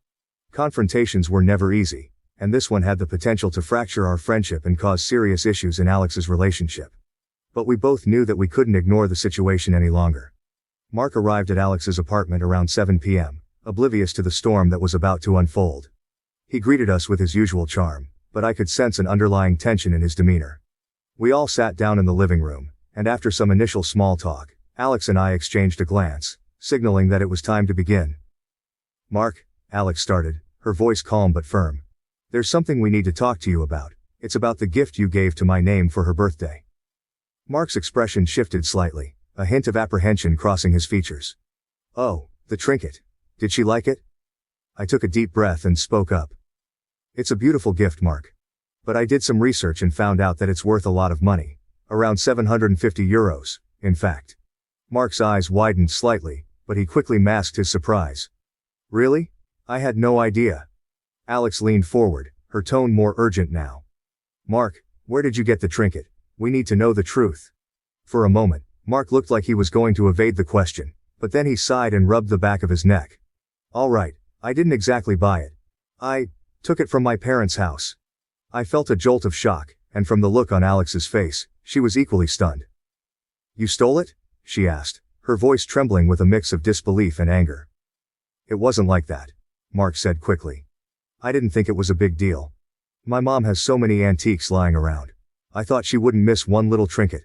I just wanted to give my name something nice for her birthday. I could hardly believe what I was hearing. Mark, that trinket is worth a lot more than just a nice birthday gift. It has historical and sentimental value. Your mom must be worried sick about where it went. Mark looked genuinely remorseful now. I didn't realize it was that important. I just wanted to do something special. The room fell silent for a moment as we all processed his confession. The air was thick with tension, and I could see the pain in Alex's eyes. She turned to Mark, her voice breaking. How could you do this, Mark? You know how much we've struggled financially, and you go and take something so valuable without even telling me. Mark reached out to her, but she pulled away, tears welling up in her eyes. I'm sorry, Alex. I really am. I don't know what I thought. I messed up. I felt a mixture of anger and sympathy. Mark's actions were reckless and thoughtless, but I could see that he hadn't intended to cause harm. Still, the damage was done, and there was no easy way to fix it. The next morning, I felt a mix of apprehension and determination as I prepared to return the heirloom to Mark's mother. Alex had arranged the meeting, and I could sense her anxiety about the upcoming confrontation. We met at my apartment, where the trinket still sat on my coffee table, an object that had caused so much turmoil in such a short time. Alex and I arrived at Mark's parents' home, a quaint and well-kept house that exuded warmth and history. The front garden was meticulously maintained, with blooming flowers and a neatly trimmed hedge. It was clear that Mark's mother took great pride in her home, which only added to my guilt about the situation. We were greeted at the door by Mark's mother, Mrs. Thompson, a gracious woman in her late 50s. She had an air of dignity and kindness that immediately put me at ease, despite the circumstances. Her eyes, however, betrayed a hint of sadness and worry. "Thank you for coming," she said, her voice calm but tinged with emotion. "Please, come in." We followed her into the living room, a cozy space filled with antique furniture and family photographs. It was easy to see that this was a home steeped in history and love. Mrs. Thompson gestured for us to sit on the plush sofa while she took a seat in an armchair across from us. "I understand you have something to return to me," she said gently, her eyes focused on the wrapped parcel in my hands. "Yes, Mrs. Thompson," I replied, my voice steady despite my nervousness. "This trinket belongs to you. I'm so sorry for any distress this has caused." I carefully unwrapped the item and handed it to her. She took it with reverence, her eyes welling up with tears as she examined it closely. "This belonged to my great-great-great-grandmother," she said softly, her voice breaking slightly. "It has been passed down through generations in our family. I can't thank you enough for returning it." Her words hung in the air, heavy with the weight of history and sentiment. Alex and I exchanged a glance, both of us feeling the profound significance of the moment. Mrs. Thompson placed the trinket on the table beside her and took a deep breath. "Would you like some tea?" she offered, clearly trying to compose herself. We accepted, and she left the room briefly to prepare the tea. When she returned, she carried a tray with a delicate china teapot, cups, and a plate of biscuits. We each took a cup and settled back into our seats. As we sipped our tea, Mrs. Thompson began to share stories about her family and the cultural heritage tied to the heirloom. She spoke of her ancestors, their journey to this country, and the challenges they faced. Her eyes sparkled with pride as she recounted tales of resilience and strength, each story adding layers of meaning to the trinket that had caused so much trouble. Listening to her, I felt a deep sense of respect and admiration for the history she carried with her. It was clear that the trinket was more than just an object. It was a symbol of her family's legacy and identity. "I can't tell you how much this means to me," she said, her voice filled with gratitude. "This heirloom is a tangible connection to my past, and having it back where it belongs is more than I could have hoped for." As we left Mrs. Thompson's home, I felt a mixture of relief and introspection. The heirloom had been returned, and in doing so, we had helped preserve a piece of history that was deeply meaningful to her and her family. But the experience had also given me much to reflect upon. I thought about the implications of the incident for my friendship with Alex. This ordeal had tested our bond in ways I hadn't anticipated. It has forced us to confront uncomfortable truths and navigate a delicate situation with care and honesty. But it also strengthened our friendship, proving that we could rely on each other in times of crisis. The incident also made me reconsider my views on trust and materialism. Trust is a fragile thing, easily broken but difficult to repair. Mark's actions had been a betrayal of that trust, not only to his mother but to Alex and me as well. It made me realize how important it is to be mindful of the impact our actions can have on others, especially those we care about. Materialism, too, took on a new meaning in light of this experience. The trinket, while valuable in monetary terms, held far greater significance because of its history and the stories it represented. It reminded me that the true value of an object often lies not in its material worth, but in the memories and connections it embodies. As I walked home, I felt a sense of closure. Returning the heirloom had been the right thing to do, and it had brought a measure of peace to all involved. The experience had been a challenging one, but it had also offered valuable lessons about integrity, respect, and the enduring power of family and friendship. In the end, I knew that this incident would stay with me for a long time, not as a source of regret, but as a reminder of the importance of doing the right thing, even when it's difficult. It had shown me the strength of my friendships, the importance of honesty, and the profound connections that tie us to our past and shape our future. The experience of receiving an unexpectedly expensive gift and the subsequent journey to uncover its origins and return it to its rightful owner taught me profound lessons about trust, integrity, and the true value of material possessions. Firstly, the incident highlighted the delicate nature of trust in relationships. Trust is a foundational element that binds friendships, romantic relationships, and familial bonds. Mark's actions, although seemingly well-intentioned, constituted a serious breach of this trust. By taking something valuable from his mother without permission and giving it to me, he not only betrayed his mother's trust but also put Alex and our friendship in a precarious position. This incident underscored that trust, once broken, is difficult to rebuild, and that our actions, even when done without malice, can have far-reaching consequences on those we care about. Secondly, the situation reaffirmed the importance of integrity and honesty. When I discovered the true value of the trinket, I was faced with a dilemma. It would have been easy to ignore the implications and simply enjoy the gift, but doing so would have been morally wrong. Instead, I chose to confront the issue head-on, involving Alex and eventually Mark's mother. This decision was not easy, but it was the right thing to do. Integrity often requires us to take difficult and uncomfortable actions, but maintaining honesty and transparency is crucial for fostering genuine and lasting relationships. Moreover, this experience also made me reevaluate the concept of materialism and the true worth of objects. The trinket, while monetarily valuable, held far greater significance due to its historical and sentimental value. It was not just an expensive antique. It was a cherished family heirloom, a tangible connection to the past, and a symbol of cultural heritage. This realization helped me understand that the real value of possessions often lies in the stories and memories they carry, rather than their monetary worth. It reminded me that the most meaningful gifts are those that come from the heart and have a personal significance, rather than those that come with a hefty price tag. Finally, the ordeal reinforced the strength of my friendship with Alex. Navigating this challenging situation together showed us both that we could rely on each other in times of crisis. It proved that open communication and mutual support are essential in overcoming difficulties and maintaining strong, healthy relationships. Despite the initial shock and betrayal, our friendship emerged stronger, built on a foundation of trust and mutual respect. In conclusion, the incident with the extravagant gift served as a powerful reminder of the importance of trust, integrity, and the true value of material possessions. It taught me that honesty and transparency are crucial in maintaining healthy relationships, and that the most valuable things in life are often those that money cannot buy. This experience, though challenging, offered invaluable lessons that will guide me in my future interactions and decisions, reinforcing the significance of doing the right thing, even when it is difficult. I refused to wax a trans woman client because I didn't want to touch male genitalia out of respect for my husband. My name is Sarah, and I am a 34-year-old licensed esthetician. From a young age, I was fascinated by the beauty industry and the way it could transform not only a person's appearance, but also their confidence. My journey into this field began in my late teens when I started working at a local spa. It was there that I discovered my passion for skincare and waxing, which eventually led me to pursue formal training and certification as an esthetician. Over the years, I honed my skills and built a reputation for being meticulous, compassionate, and dedicated to my clients' well-being. After gaining significant experience and saving up enough money, I decided to take the plunge and open my own small waxing salon.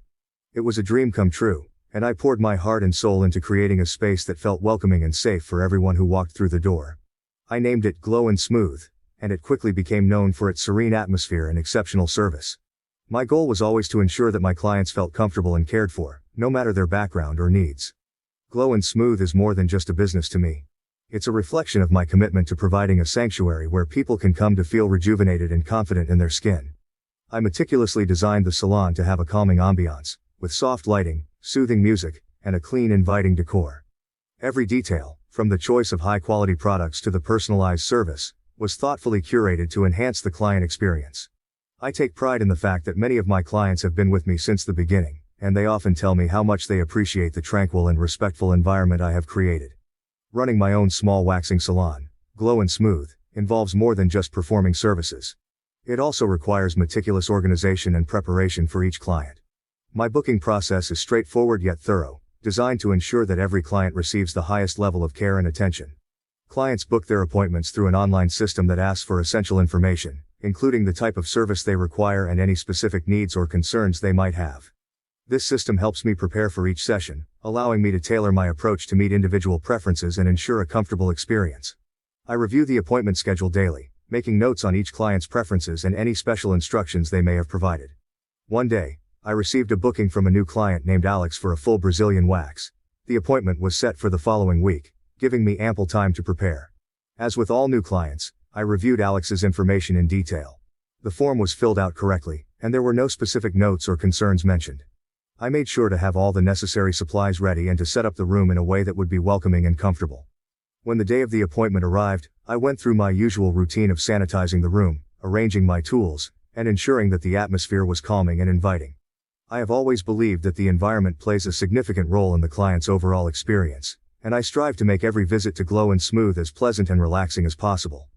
As the appointment time approached, I heard the soft chime of the doorbell, signaling Alex's arrival. I greeted her with a warm smile, inviting her into the reception area. My initial impression of Alex was positive. She seemed friendly and somewhat nervous, a common reaction for clients coming in for an intimate waxing service. I introduced myself and guided her to the treatment room, making small talk to help her feel more at ease. Once we were in the room, I began our usual pre-service consultation. This is a crucial part of the process, as it allows me to understand the client's needs and address any concerns they might have. I explained the procedure in detail, including the steps I would take to ensure her comfort and safety. As we talked, it became clear to me that Alex was a trans woman. This realization brought a wave of internal conflict, as I was reminded of the personal boundaries I had set for myself and the agreement I had with my husband. Mark and I had established certain boundaries early in our relationship to ensure mutual respect and comfort. One of these boundaries was that I would only perform intimate waxing services on biological women with female genitalia. This decision was based on our personal values and the need to maintain trust and respect in our marriage. While I have always been a strong supporter of the LGBTQ+ community, I felt that this boundary was necessary to respect both my own comfort levels and my husband's feelings. I found myself in a difficult position. On one hand, I wanted to provide Alex with the same care and respect that I offered all my clients. On the other hand, I felt a deep sense of obligation to adhere to the boundaries and agreements that had been a cornerstone of my marriage. The internal struggle was intense, and I knew I had to handle the situation with sensitivity and honesty.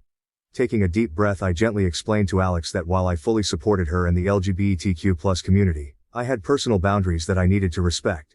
I told her about the agreement I had with my husband and how it related to my practice. I assured her that my refusal was not out of discrimination or transphobia, but rather a matter of personal comfort and maintaining the integrity of my relationship. Alex listened quietly, her expression shifting from confusion to disappointment.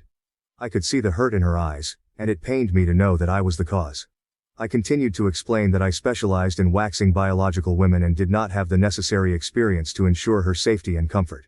I offered to help her find another professional who was experienced in providing waxing services for trans clients, hoping to alleviate some of her frustration.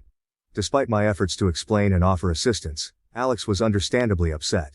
She accused me of discrimination and stormed out of the salon, leaving me standing there, feeling a mix of guilt and sadness. I had always prided myself on providing a safe and inclusive environment for all my clients, and this incident left me questioning whether I had done the right thing. The moment Alex stormed out of my salon, I felt an immediate pang of guilt and doubt.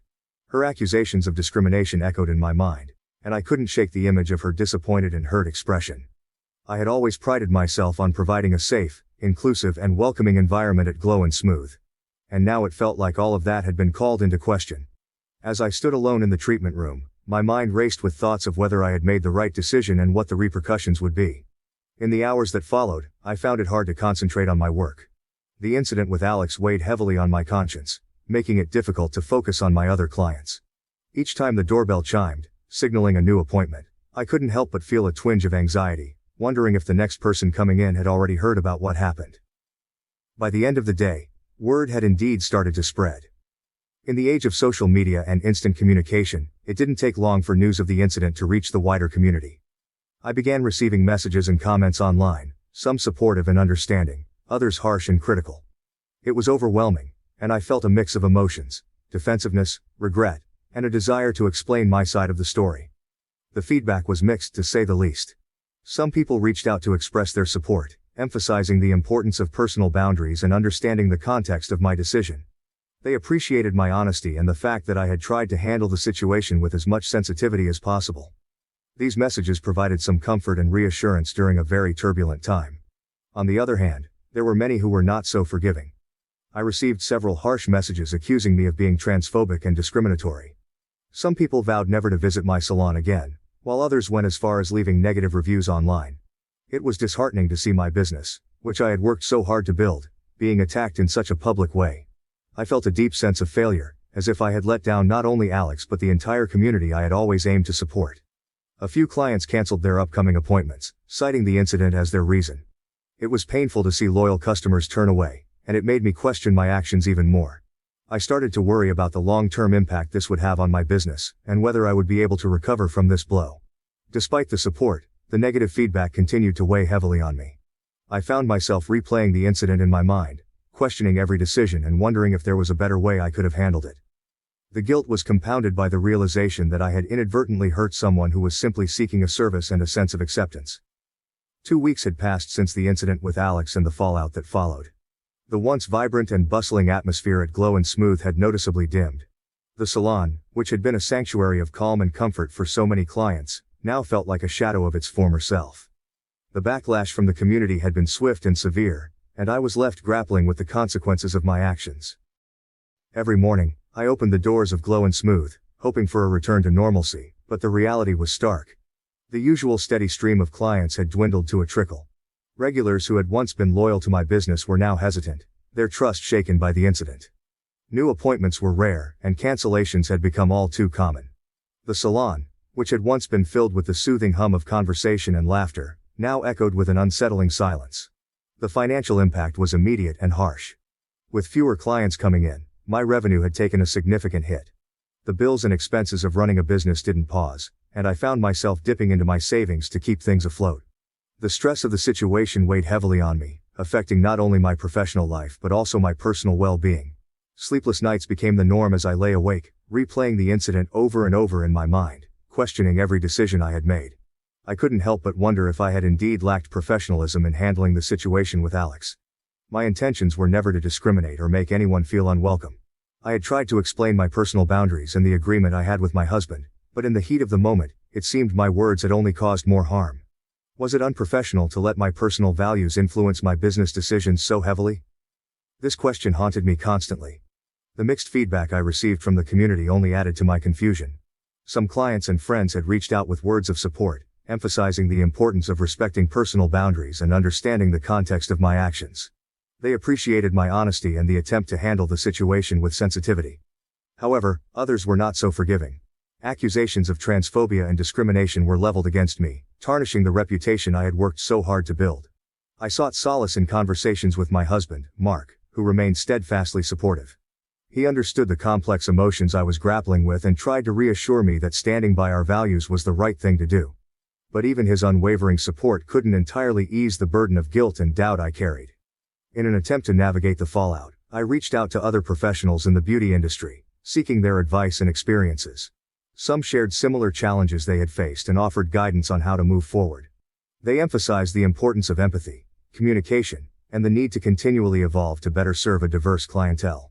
Their insights were valuable, but I still struggled to reconcile my personal values with the professional demands of inclusivity. I also contacted LGBTQ+ advocacy groups, hoping to gain a deeper understanding of how to create a truly inclusive environment at Glow and Smooth. These conversations were enlightening and humbling. I realized that while my intentions were never to discriminate, the impact of my actions had been profoundly felt by Alex and potentially others in the community. I learned about the specific needs and concerns of trans clients and how I could better accommodate them in the future. Despite these efforts, the path forward remained unclear. The immediate crisis had subsided, but the long-term implications were daunting. My confidence in my ability to manage the salon and provide a welcoming space for all clients was shaken. The once clear vision I had for Glow and Smooth was now clouded by uncertainty and self-doubt. As I stood in the empty salon, I felt a deep sense of loss. The dream I had worked so hard to achieve seemed to be slipping away, and I was unsure how to reclaim it. I knew that I needed to find a way to balance my personal boundaries with the professional responsibility of inclusivity, but the journey to get there seemed fraught with challenges. The incident with Alex had been a wake-up call, forcing me to confront my own beliefs and the impact they had on others. It had also revealed the fragile nature of trust and reputation in the business world. Moving forward, I was determined to rebuild and learn from this experience, but the road ahead was undeniably steep and uncertain. The lessons from this painful chapter would shape not only my business practices but also my understanding of empathy and inclusivity in a diverse and ever-evolving community. Am I the A for deciding to break up with my boyfriend after he punished my 8-year-old son by leaving him home alone? My name is Laura, a 35-year-old project manager living in a suburban neighborhood. Balancing my professional life with being a single mother to 2 energetic boys, Ethan, who is 12, and Jake, who is 8, is no easy feat. Each day starts with a whirlwind of activities. Preparing breakfast, ensuring homework is packed, and finally dropping them off at school before heading to my own demanding job. Evenings are filled with helping with school projects, managing soccer practices, and ensuring we have some quality family time despite our hectic schedules. 3 years ago, I met Mark, a 37-year-old architect, at a community charity event. Our connection was instant. We both shared a passion for our careers and a deep love for our children. Mark has 2 kids of his own.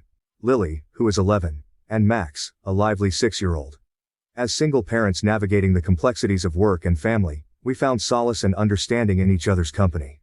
Our conversations flowed effortlessly, often revolving around the joys and challenges of parenting, and it wasn't long before our friendship blossomed into something deeper. The early days of our relationship were marked by cautious excitement. We spent many evenings sharing stories about our children and discussing our hopes for the future. The idea of blending our families was both thrilling and daunting. We knew it would require patience, understanding, and a lot of love. For the first 2 years, we focused on strengthening our bond while slowly introducing the idea of merging our lives to our kids. A year ago, we took the significant step of introducing our children to each other. We started with casual playdates and group outings to create a comfortable environment for them. Initially, there were the expected hiccups: sibling rivalries, territorial disputes, and the occasional bout of jealousy. However, with time and consistent effort, the kids began to form their own bonds. They learned to share, compromise, and find common ground, whether it was through a game of soccer or a shared love for animated movies. As our children grew more comfortable with each other, Mark and I decided to take another step forward. For the past few months, we've been having weekend stays at my place, transforming it into a lively, bustling home filled with laughter, occasional disagreements, and lots of love. These weekends were a blend of organized activities and relaxed family time, from baking cookies together to going on nature hikes. Over the past few months, our families have been slowly integrating, with Mark and his kids spending weekends at my place. It has been a journey filled with ups and downs, but mostly, it has been a rewarding experience. The children, who were initially wary of each other, have started to bond. Ethan, my eldest, has taken to helping Max with his reading, and it warms my heart to see them sitting together on the couch, Ethan patiently guiding Max through a storybook. Jake and Lily, despite the age difference, have found common ground in their love for board games and outdoor adventures. Our weekends are now filled with the sound of children laughing, the aroma of home-cooked meals, and the sight of kids sprawled out in the living room, engrossed in a movie or a game. We've had family outings to the zoo, picnics in the park, and even a memorable camping trip where we all slept under the stars and shared stories around a campfire. One of my favorite bonding activities has been our Sunday morning pancake tradition. Each child has a role. Ethan mixes the batter, Jake sets the table, Lily slices the fruit, and Max, under careful supervision, flips the pancakes. These moments, though simple, have been instrumental in bringing us closer together, fostering a sense of unity and family. The idea for the water park trip came up during one of our family dinners. The kids were discussing their favorite summer activities, and the excitement was palpable when the suggestion of a water park was made. Mark and I exchanged glances, smiling at the enthusiasm around the table. We decided to make it a reality, setting a date and planning the details. As the day approached, the children could hardly contain their excitement. They talked incessantly about the rides they wanted to try, the snacks they planned to bring, and the fun they anticipated having. I could see how much this outing meant to them, and it made me even more determined to make it a special day. My work schedule, however, posed a small challenge. I had a few hours of work in the morning, but we figured out a plan. Mark would take the kids to the water park at noon, and I would join them as soon as I was done. It seemed like a perfect arrangement. I trusted Mark completely. He had proven time and again to be a responsible and caring partner. The night before the trip was a flurry of activity. I did the laundry, ensuring everyone had their swimsuits, towels, and extra clothes ready. The kids were buzzing with excitement, helping me pack a picnic basket with sandwiches, fruits, and drinks. Ethan and Jake took it upon themselves to gather their favorite pool toys, while Lily and Max sorted through a collection of board games and cards to bring along. I stayed up a bit later than usual, making sure everything was in order. I double-checked the weather forecast, packed sunscreen, and ensured the car was fueled up and ready to go. By the time I went to bed, I felt satisfied that we were well prepared for a fun and hassle-free day. The morning of the trip was no different. I woke up early, made breakfast, and went over the plan with Mark one last time. I reminded him of the park's address, the meeting time, and where to find the tickets I had purchased online. The kids were already dressed in their swimsuits, eagerly bouncing around the house. As I headed out the door to work, I felt a mix of excitement and reassurance. I kissed the kids goodbye, reminding them to listen to Mark and behave. I trusted Mark implicitly, believing that he would take good care of them until I could join them at the park. The anticipation of seeing their joyful faces later that day kept me going through the morning's tasks. Little did I know that this seemingly well-laid plan would soon unravel, leading to a confrontation that would test our relationship and my instincts as a mother. As I drove to work, I couldn't shake the feeling of excitement mixed with a hint of apprehension. But I pushed those thoughts aside, focusing on the joy this day was supposed to bring. The water park awaited, and I was determined to make it a memorable day for all of us. The morning at work was uneventful but busy. I completed my tasks with the usual efficiency, but my mind frequently wandered to the water park. I imagined the kids' delighted faces as they splashed around, the laughter and screams of joy echoing in the air. Mark had sent a couple of reassuring texts, confirming that everything was going smoothly. He mentioned that the kids were behaving well and were eagerly awaiting my arrival. Finally noon arrived, and I wrapped up my work quickly. I was filled with excitement as I drove towards the water park, eager to join my family and share in their fun. As I pulled into the parking lot, I scanned the area for Mark and the kids, anticipating the sight of them playing and having a great time. When I arrived at the water park and saw that Jake wasn't there, my heart skipped a beat. Panic surged through me, and I could feel the adrenaline coursing through my veins. My mind raced with thoughts of where he could be and why he wasn't with the rest of the children. I rushed over to Mark, my voice trembling with urgency as I demanded, "Where's Jake?" Mark's nonchalant response only fueled my anger. "He's at home with your mother," he said calmly. "He didn't put away his laundry, so he didn't earn the right to come." My initial panic transformed into a white-hot rage. How could he make such a unilateral decision about my child without consulting me? Jake was only 8 years old. This was not a punishment that fit the so-called crime. I had washed the laundry the night before, and I hadn't even told Jake to put his clothes away. The injustice of it all made my blood boil. "You left him at home for not putting away laundry? Are you serious?" Mark remained calm but firm, which only irritated me further. "Laura, he needs to learn that actions have consequences. If we don't enforce rules, how will they ever learn responsibility?" His words rang hollow to me. This wasn't about teaching responsibility, it was about overstepping boundaries and exerting authority where he had none. "You have no right to make that decision without talking to me first. You can't just punish my son like that. He's only 8, Mark." The more we talked, the more heated our exchange became. Mark dug in his heels, insisting that we needed to present a united front when it came to disciplining the kids. He argued that if we didn't show a cohesive approach, it would create a chaotic and disrespectful environment. "Laura, we need to be on the same page. If we let the kids think they can get away with not following rules, we're setting them up for failure." His words felt like a slap in the face. "But this isn't your decision to make. You can't just decide to leave my son behind without even telling me. That's not how you build trust or respect." Mark's eyes narrowed, frustration evident on his face. "So what, Laura? I'm supposed to have no say in how your kids are raised? If we're going to be a family, we need to work together." I could feel the tears of anger and frustration welling up. "This isn't working together. This is you taking over and making my child feel like he's unwanted. This isn't about responsibility, it's about you overstepping your bounds." Realizing that the argument was going nowhere and that my priority was Jake, I made a swift decision. "I'm going to get Jake. This discussion is over." I turned to Ethan and told him to get in the car. Mark's confusion and protests followed me, but I was beyond listening. I gathered our belongings with a singular focus, my heart aching for my little boy who had been unfairly left out. Mark tried to justify his actions, calling after me, "Laura, you're overreacting. We need to show the kids that we're serious about discipline." But I was done. I wasn't going to stand by and let someone else make my child feel less than he deserved. As I drove home, my mind was a whirlwind of emotions. I felt guilty for leaving Jake behind, even though it wasn't my decision. I was furious with Mark for overstepping his boundaries and making my son feel punished for something so minor. Most of all, I was determined to get to Jake and make sure he was okay. When we arrived home, I rushed inside to find Jake. He was sitting on the couch with my mother, looking sad and confused. I hugged him tightly, assuring him that everything was going to be okay. My mother, sensing the tension, took Ethan into the kitchen to give us some privacy.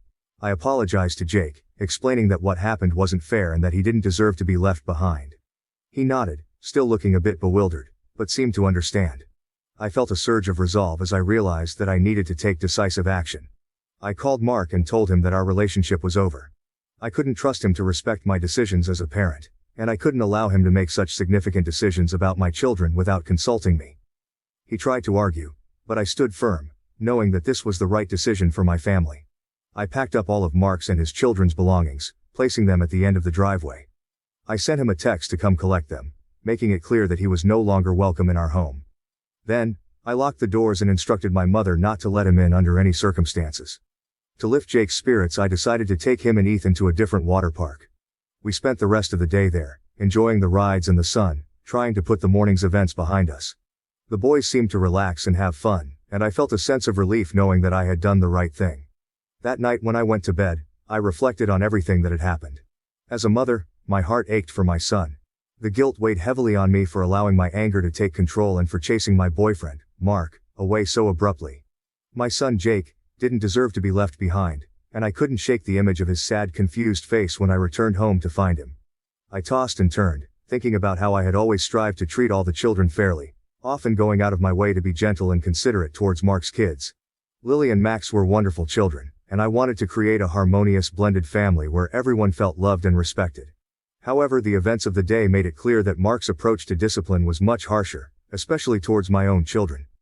It hurt to realize that he could be so strict with Jake over something as trivial as not putting away laundry, an oversight I hadn't even mentioned to Jake. I couldn't help but feel sorry for my son. He had been so excited about the trip to the water park, counting down the days with anticipation. Yet, he was left behind, punished unfairly by someone he should have been able to trust. I knew I had to stand up for him, to protect him from such harsh treatment. But as a mother, it also pained me to see the disruption and conflict this caused. As I lay there, I hoped that Mark would call or send a message to apologize, to show some remorse or understanding of why I was so upset. I wanted to believe that he cared enough to make amends, to acknowledge that his actions had hurt not only Jake but also the fragile balance we were trying to build as a family. An apology would have meant the world to me and could have opened the door to forgiveness and reconciliation. But as the hours passed, my phone remained silent. There were no calls, no messages. The absence of any effort from Mark to reach out and apologize only deepened my sense of disappointment and hurt.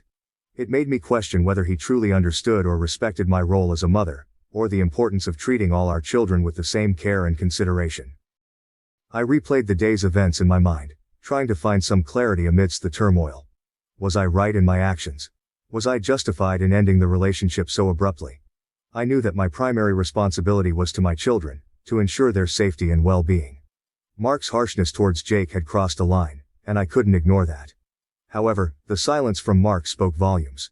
It made me realize that perhaps he didn't see the error of his ways, or worse, he didn't care enough to make things right. I had always believed that open communication and mutual respect were the cornerstones of any successful relationship, especially in a blended family. Without these, how could we hope to build a loving and supportive environment for our children? The contrast between how I treated his children and how he treated mine was stark. I had gone out of my way to be kind and patient with Lily and Max, understanding their needs and trying to make them feel at home. I wanted them to feel as loved and valued as my own sons. But Mark's strictness with Jake showed a lack of that same empathy and understanding. It wasn't just about a difference in parenting styles. It was about fairness and respect. I questioned whether I had been too lenient, too accommodating, but deep down, I knew that my approach was rooted in love and a desire to build a positive, nurturing environment for all the kids. I believed in teaching responsibility and discipline, but not at the expense of kindness and compassion. Jake needed to feel safe and supported, not harshly judged and punished for minor infractions. As the night wore on, my resolve strengthened. I knew that I had made the right decision in standing up for Jake and ending the relationship with Mark. It wasn't an easy choice, but it was necessary. My children deserved a home where they were treated with respect and where their well-being was the top priority. If Mark couldn't understand or appreciate that, then he wasn't the right person to be a part of our lives. The next morning, I felt a mix of sadness and relief. Sadness for the end of a relationship that I had hoped would bring happiness and unity to our families, but relief in knowing that I had made the right choice for my children's sake. The path ahead would be challenging, but I was determined to create a loving and supportive environment for Ethan and Jake, one where they could thrive without fear of unfair treatment. I also resolved to be more vigilant in ensuring that any future relationship I entered into would be built on mutual respect and understanding, especially when it came to parenting. My children deserve nothing less than a partner who would love and treat them as their own. In the end, the silence from Mark was a blessing in disguise. It clarified his true feelings and priorities, allowing me to move forward with a clear conscience and a strong sense of purpose. My children and their well-being would always come first, and I would continue to be the mother they needed, fiercely protective and unwavering in my love for them. My wife is pregnant with our first child, and her sister has hinted that she wants to sleep with me. How should I tell my wife? My name is Jason. And at 24, I consider myself incredibly fortunate. I met the love of my life, Emily, 3 years ago, and every day since then has been a testament to the power of love and commitment. Emily, also 24, is my rock, my confidant, and my best friend. Our journey together has been nothing short of extraordinary, filled with moments of joy, challenges, and unwavering support for each other. We first crossed paths at a mutual friend's birthday party. I still remember seeing her for the first time, her radiant smile lighting up the room.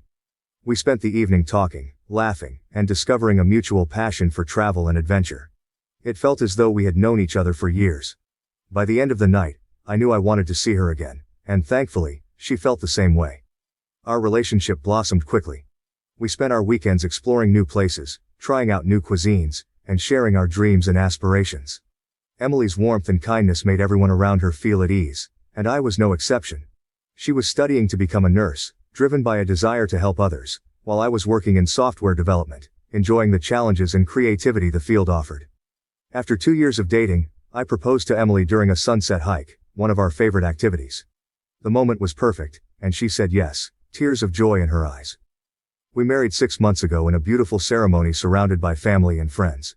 Emily's younger sister, Sarah, who is 21, was her maid of honor. The bond between Emily and Sarah is incredibly strong. They have always been there for each other, sharing secrets, dreams, and an unbreakable sisterly love. Sarah, like Emily, is a wonderful person. She is currently in college, pursuing a degree in psychology. With her bubbly personality and compassionate nature, she has always been the life of any family gathering. Growing up, the two sisters were inseparable. Their parents often joked that they share a secret language, a testament to their close-knit relationship. It was no surprise that Sarah played a significant role in our wedding, helping to ensure everything was perfect for her sister's big day. The wedding day was magical. Emily looked stunning in her white dress, her smile more radiant than ever. As we exchanged vows, promising to support and love each other through all of life's challenges, I felt an overwhelming sense of gratitude. The reception was filled with laughter, dancing, and heartfelt toasts. Sarah's speech brought everyone to tears as she reminisced about their childhood and expressed her happiness for us. Life after the wedding has been a blissful continuation of our journey together. We moved into a cozy apartment, decorated with mementos from our travels and our shared experiences. Emily's presence makes every day brighter.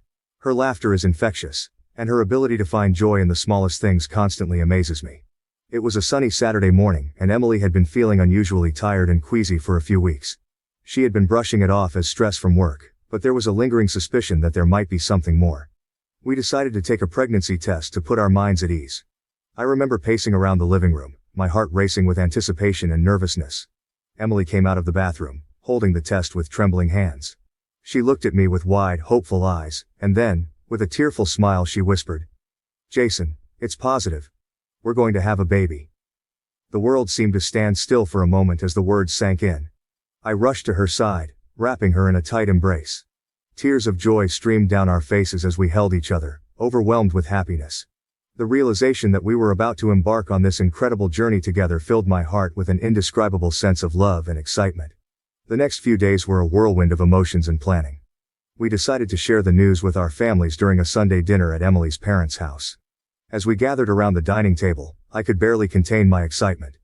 Emily and I exchanged a knowing glance, and she stood up, her voice trembling slightly as she spoke. "We have some exciting news to share with everyone," she began. The room fell silent, all eyes on her. "Jason and I are going to be parents. We're expecting a baby." For a moment there was stunned silence, and then the room erupted in cheers and applause. Emily's mother burst into tears, hugging both of us tightly. Her father clapped me on the back, his eyes shining with pride. Sarah, Emily's younger sister, jumped up from her seat, squealing with delight. She rushed over to Emily, wrapping her arms around her sister and exclaiming, "I'm going to be an aunt. I can't believe it." The rest of the evening was filled with joyous celebration. We toasted to the future, shared stories and laughter, and basked in the collective happiness of our family. Emily and I couldn't stop smiling, our hands intertwined under the table. The love and support from our families meant the world to us, and it reinforced just how blessed we were to have such a strong network as we embarked on this new chapter of our lives. Over the following weeks, our excitement only grew. We started making plans for the nursery, picking out baby names and reading every parenting book we could get our hands on. Each night as we lay in bed, we would talk about our hopes and dreams for our child, imagining the life we would build together. Emily's eyes would light up as she talked about all the things she wanted to teach our baby, from baking cookies to exploring nature.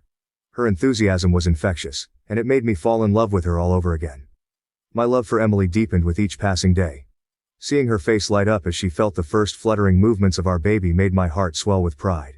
I marveled at her strength and grace as she navigated the changes in her body, always with a smile and a kind word. I was in awe of her, and I was determined to support her every step of the way. We spent countless hours preparing for the arrival of our little one. Our weekends were filled with trips to baby stores, comparing cribs and car seats, and picking out tiny outfits. We painted the nursery together, choosing a soft, calming palette of blues and greens. Each stroke of the brush was a promise of the love and care we would pour into our child's life. We hung pictures of animals and nature on the walls, imagining the day our baby would gaze up at them with wonder. Our families were equally enthusiastic. Emily's parents offered to help with anything we needed, from babysitting to setting up the nursery. Sarah was particularly excited, often stopping by with baby books and tiny clothes she couldn't resist buying. Her excitement was contagious, and it warmed my heart to see how much she already loved our unborn child. As Emily's pregnancy progressed, I found myself more in awe of her than ever. Her strength, resilience, and unwavering positivity were inspiring. I made it my mission to be the best partner I could be, attending every doctor's appointment, cooking her favorite meals, and making sure she felt loved and supported. I knew this journey was as much about taking care of her as it was about preparing for our baby. One of my favorite moments was when we went for the first ultrasound. Seeing the tiny heartbeat flickering on the screen brought tears to my eyes. It was a tangible reminder of the life we had created together, a symbol of our love and commitment. I held Emily's hand tightly, both of us mesmerized by the sight of our baby. It was a moment of pure joy and connection, one that I would carry with me forever. It was a typical Monday morning, and I was sitting in my home office catching up on some work emails. The house was quiet except for the gentle hum of the air conditioner and the occasional sound of birds chirping outside. Emily had just left for her prenatal checkup, and I was planning to join her at the clinic later. My phone buzzed on the desk, breaking my concentration. I glanced at the screen and saw a message notification from Sarah, Emily's younger sister. I picked up my phone, smiling as I unlocked it. Sarah often texted me about random things, funny memes, family updates, or questions about Emily's preferences. But nothing could have prepared me for the text I was about to read. Hey Jason, I know this might sound weird, but I just wanted to let you know that if you ever need someone to talk to, or anything else during Emily's pregnancy, I'm here for you. I know it can be tough, and sometimes women get emotionally and physically distant. So, I'm here to help you out, sexually or emotionally, anytime. Just think about it. I stared at the screen, my brain struggling to process the words. At first, I thought it must be some kind of joke, a terrible prank. I read the message again, hoping I had misunderstood. But there it was, plain as day, Sarah offering herself to me in a way that was both shocking and utterly inappropriate. A wave of confusion and disbelief washed over me. How could Sarah, someone I considered almost like a sister, send such a message? My heart pounded in my chest, and my hands felt clammy as I set the phone down. I rubbed my temples, trying to make sense of the situation. Was this some twisted way of helping, or did she actually have feelings for me? I felt a mix of emotions swirling inside me, anger, betrayal, confusion, and a deep sense of unease. My mind raced through 1,000 scenarios, each one more troubling than the last. I couldn't fathom what had led Sarah to think this was acceptable or how she could be so willing to betray her sister, especially now when Emily needed support the most. The first thing that came to mind was Emily. She had always been incredibly close to Sarah. They shared everything, from childhood secrets to their dreams for the future.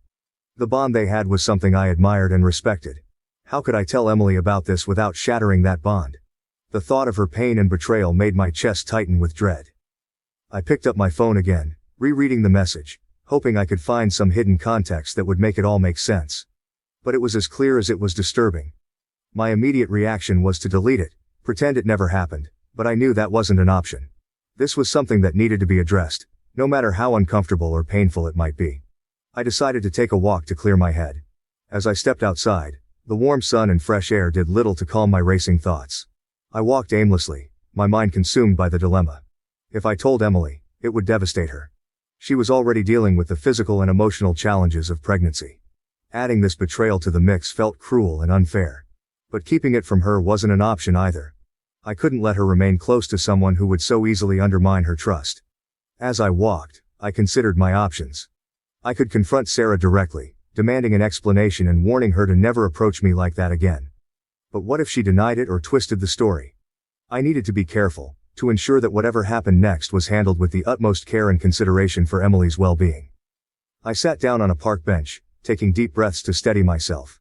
I thought about calling a friend for advice but dismissed the idea. This was too personal, too sensitive to involve anyone else. I needed to figure this out on my own. My priority was clear: protecting Emily and our unborn child. But how to do that without causing more harm was the real challenge. The more I thought about it, the more I realized I had to talk to Sarah first. I needed to understand her motives, to make her see the gravity of her actions. Maybe she didn't fully grasp the impact of what she was suggesting. Perhaps there was a way to address this without destroying the relationship between the sisters. With a plan forming in my mind, I headed back home. The walk had helped clear my thoughts, but the knot of anxiety in my stomach remained. As I reached our front door, I took a deep breath and steeled myself for the confrontation.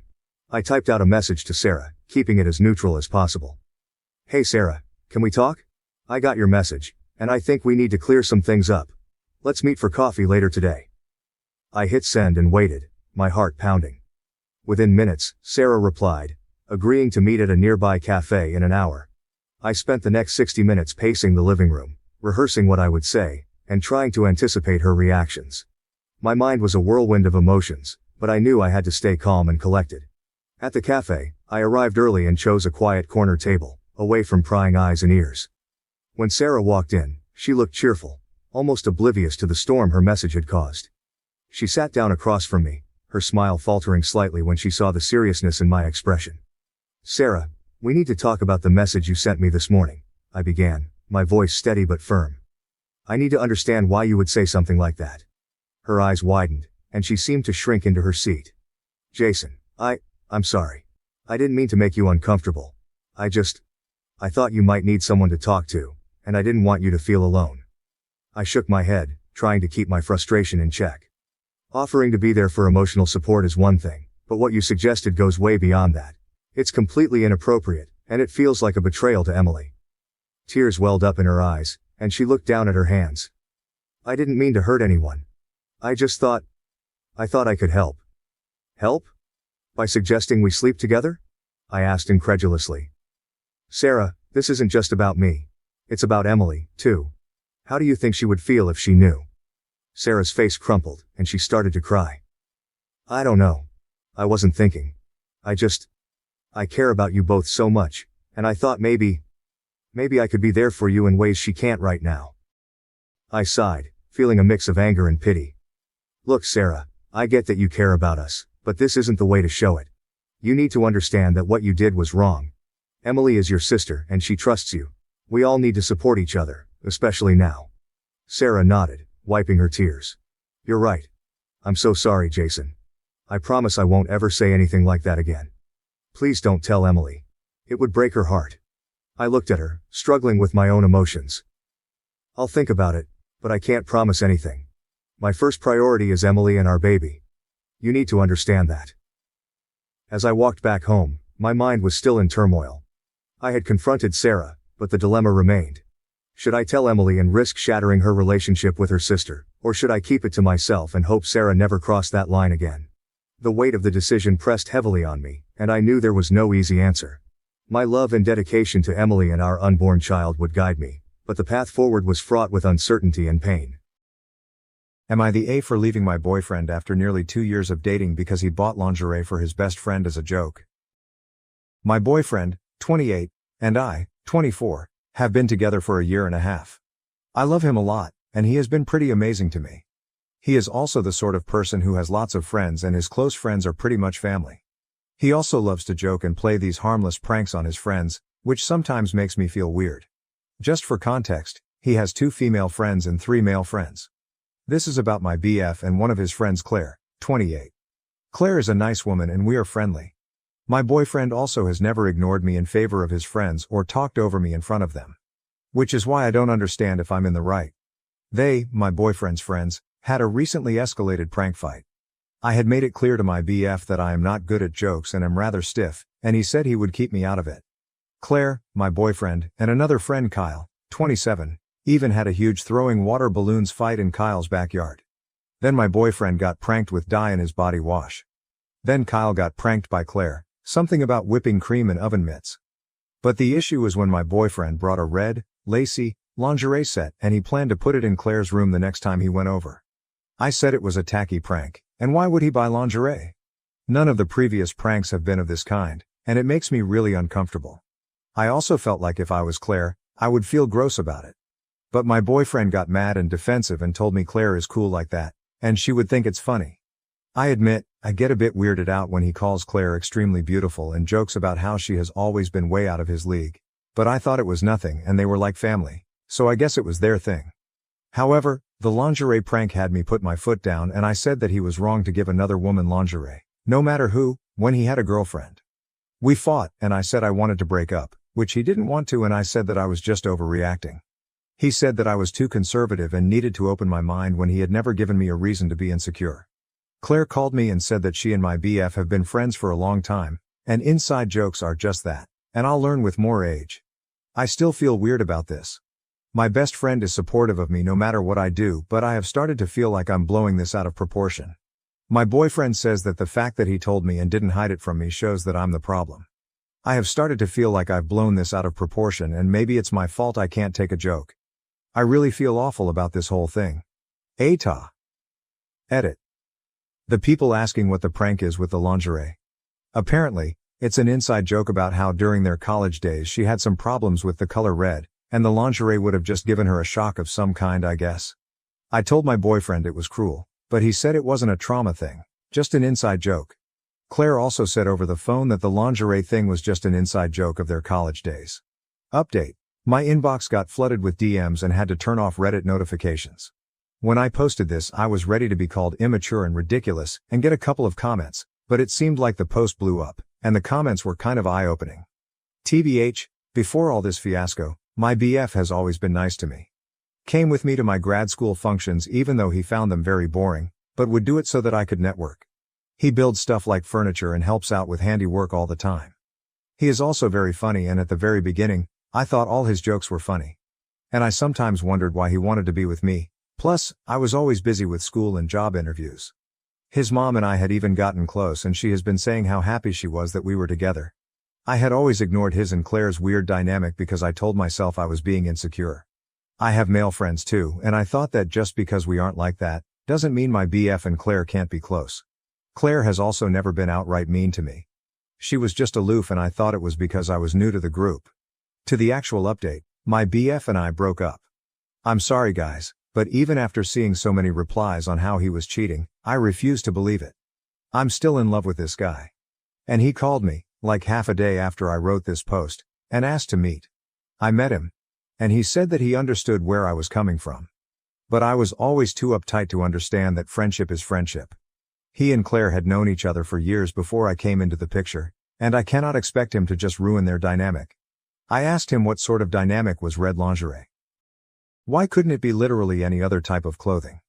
He told me he had it with my insecurities. And that he and Claire talked and apparently I was making them sound like cheaters and homewreckers. And that he thought it was better I found someone like me, who thought the idea of a fun night was junk food and a movie indoors. That hurt a lot. He had always known I had insecurities about being called boring.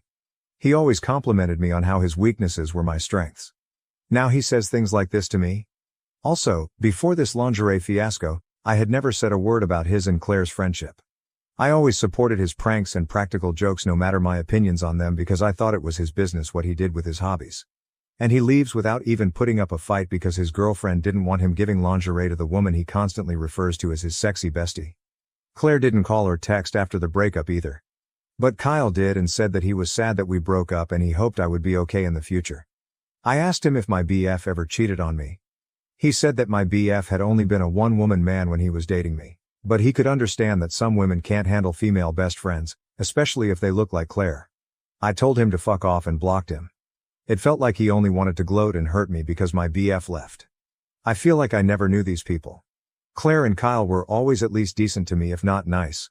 Did it make me a free target now that my BF has been telling his friends I'm an insecure child? I don't know what to do now. I have been told repeatedly by both my friends and sister that I dodged a bullet. But I have been breaking down like a kid again and again. I'm even thinking of going to therapy, after feeling the most insecure I've felt my whole life. Thank you to all who were supportive. It seems like my now ex-BF just did the work for me.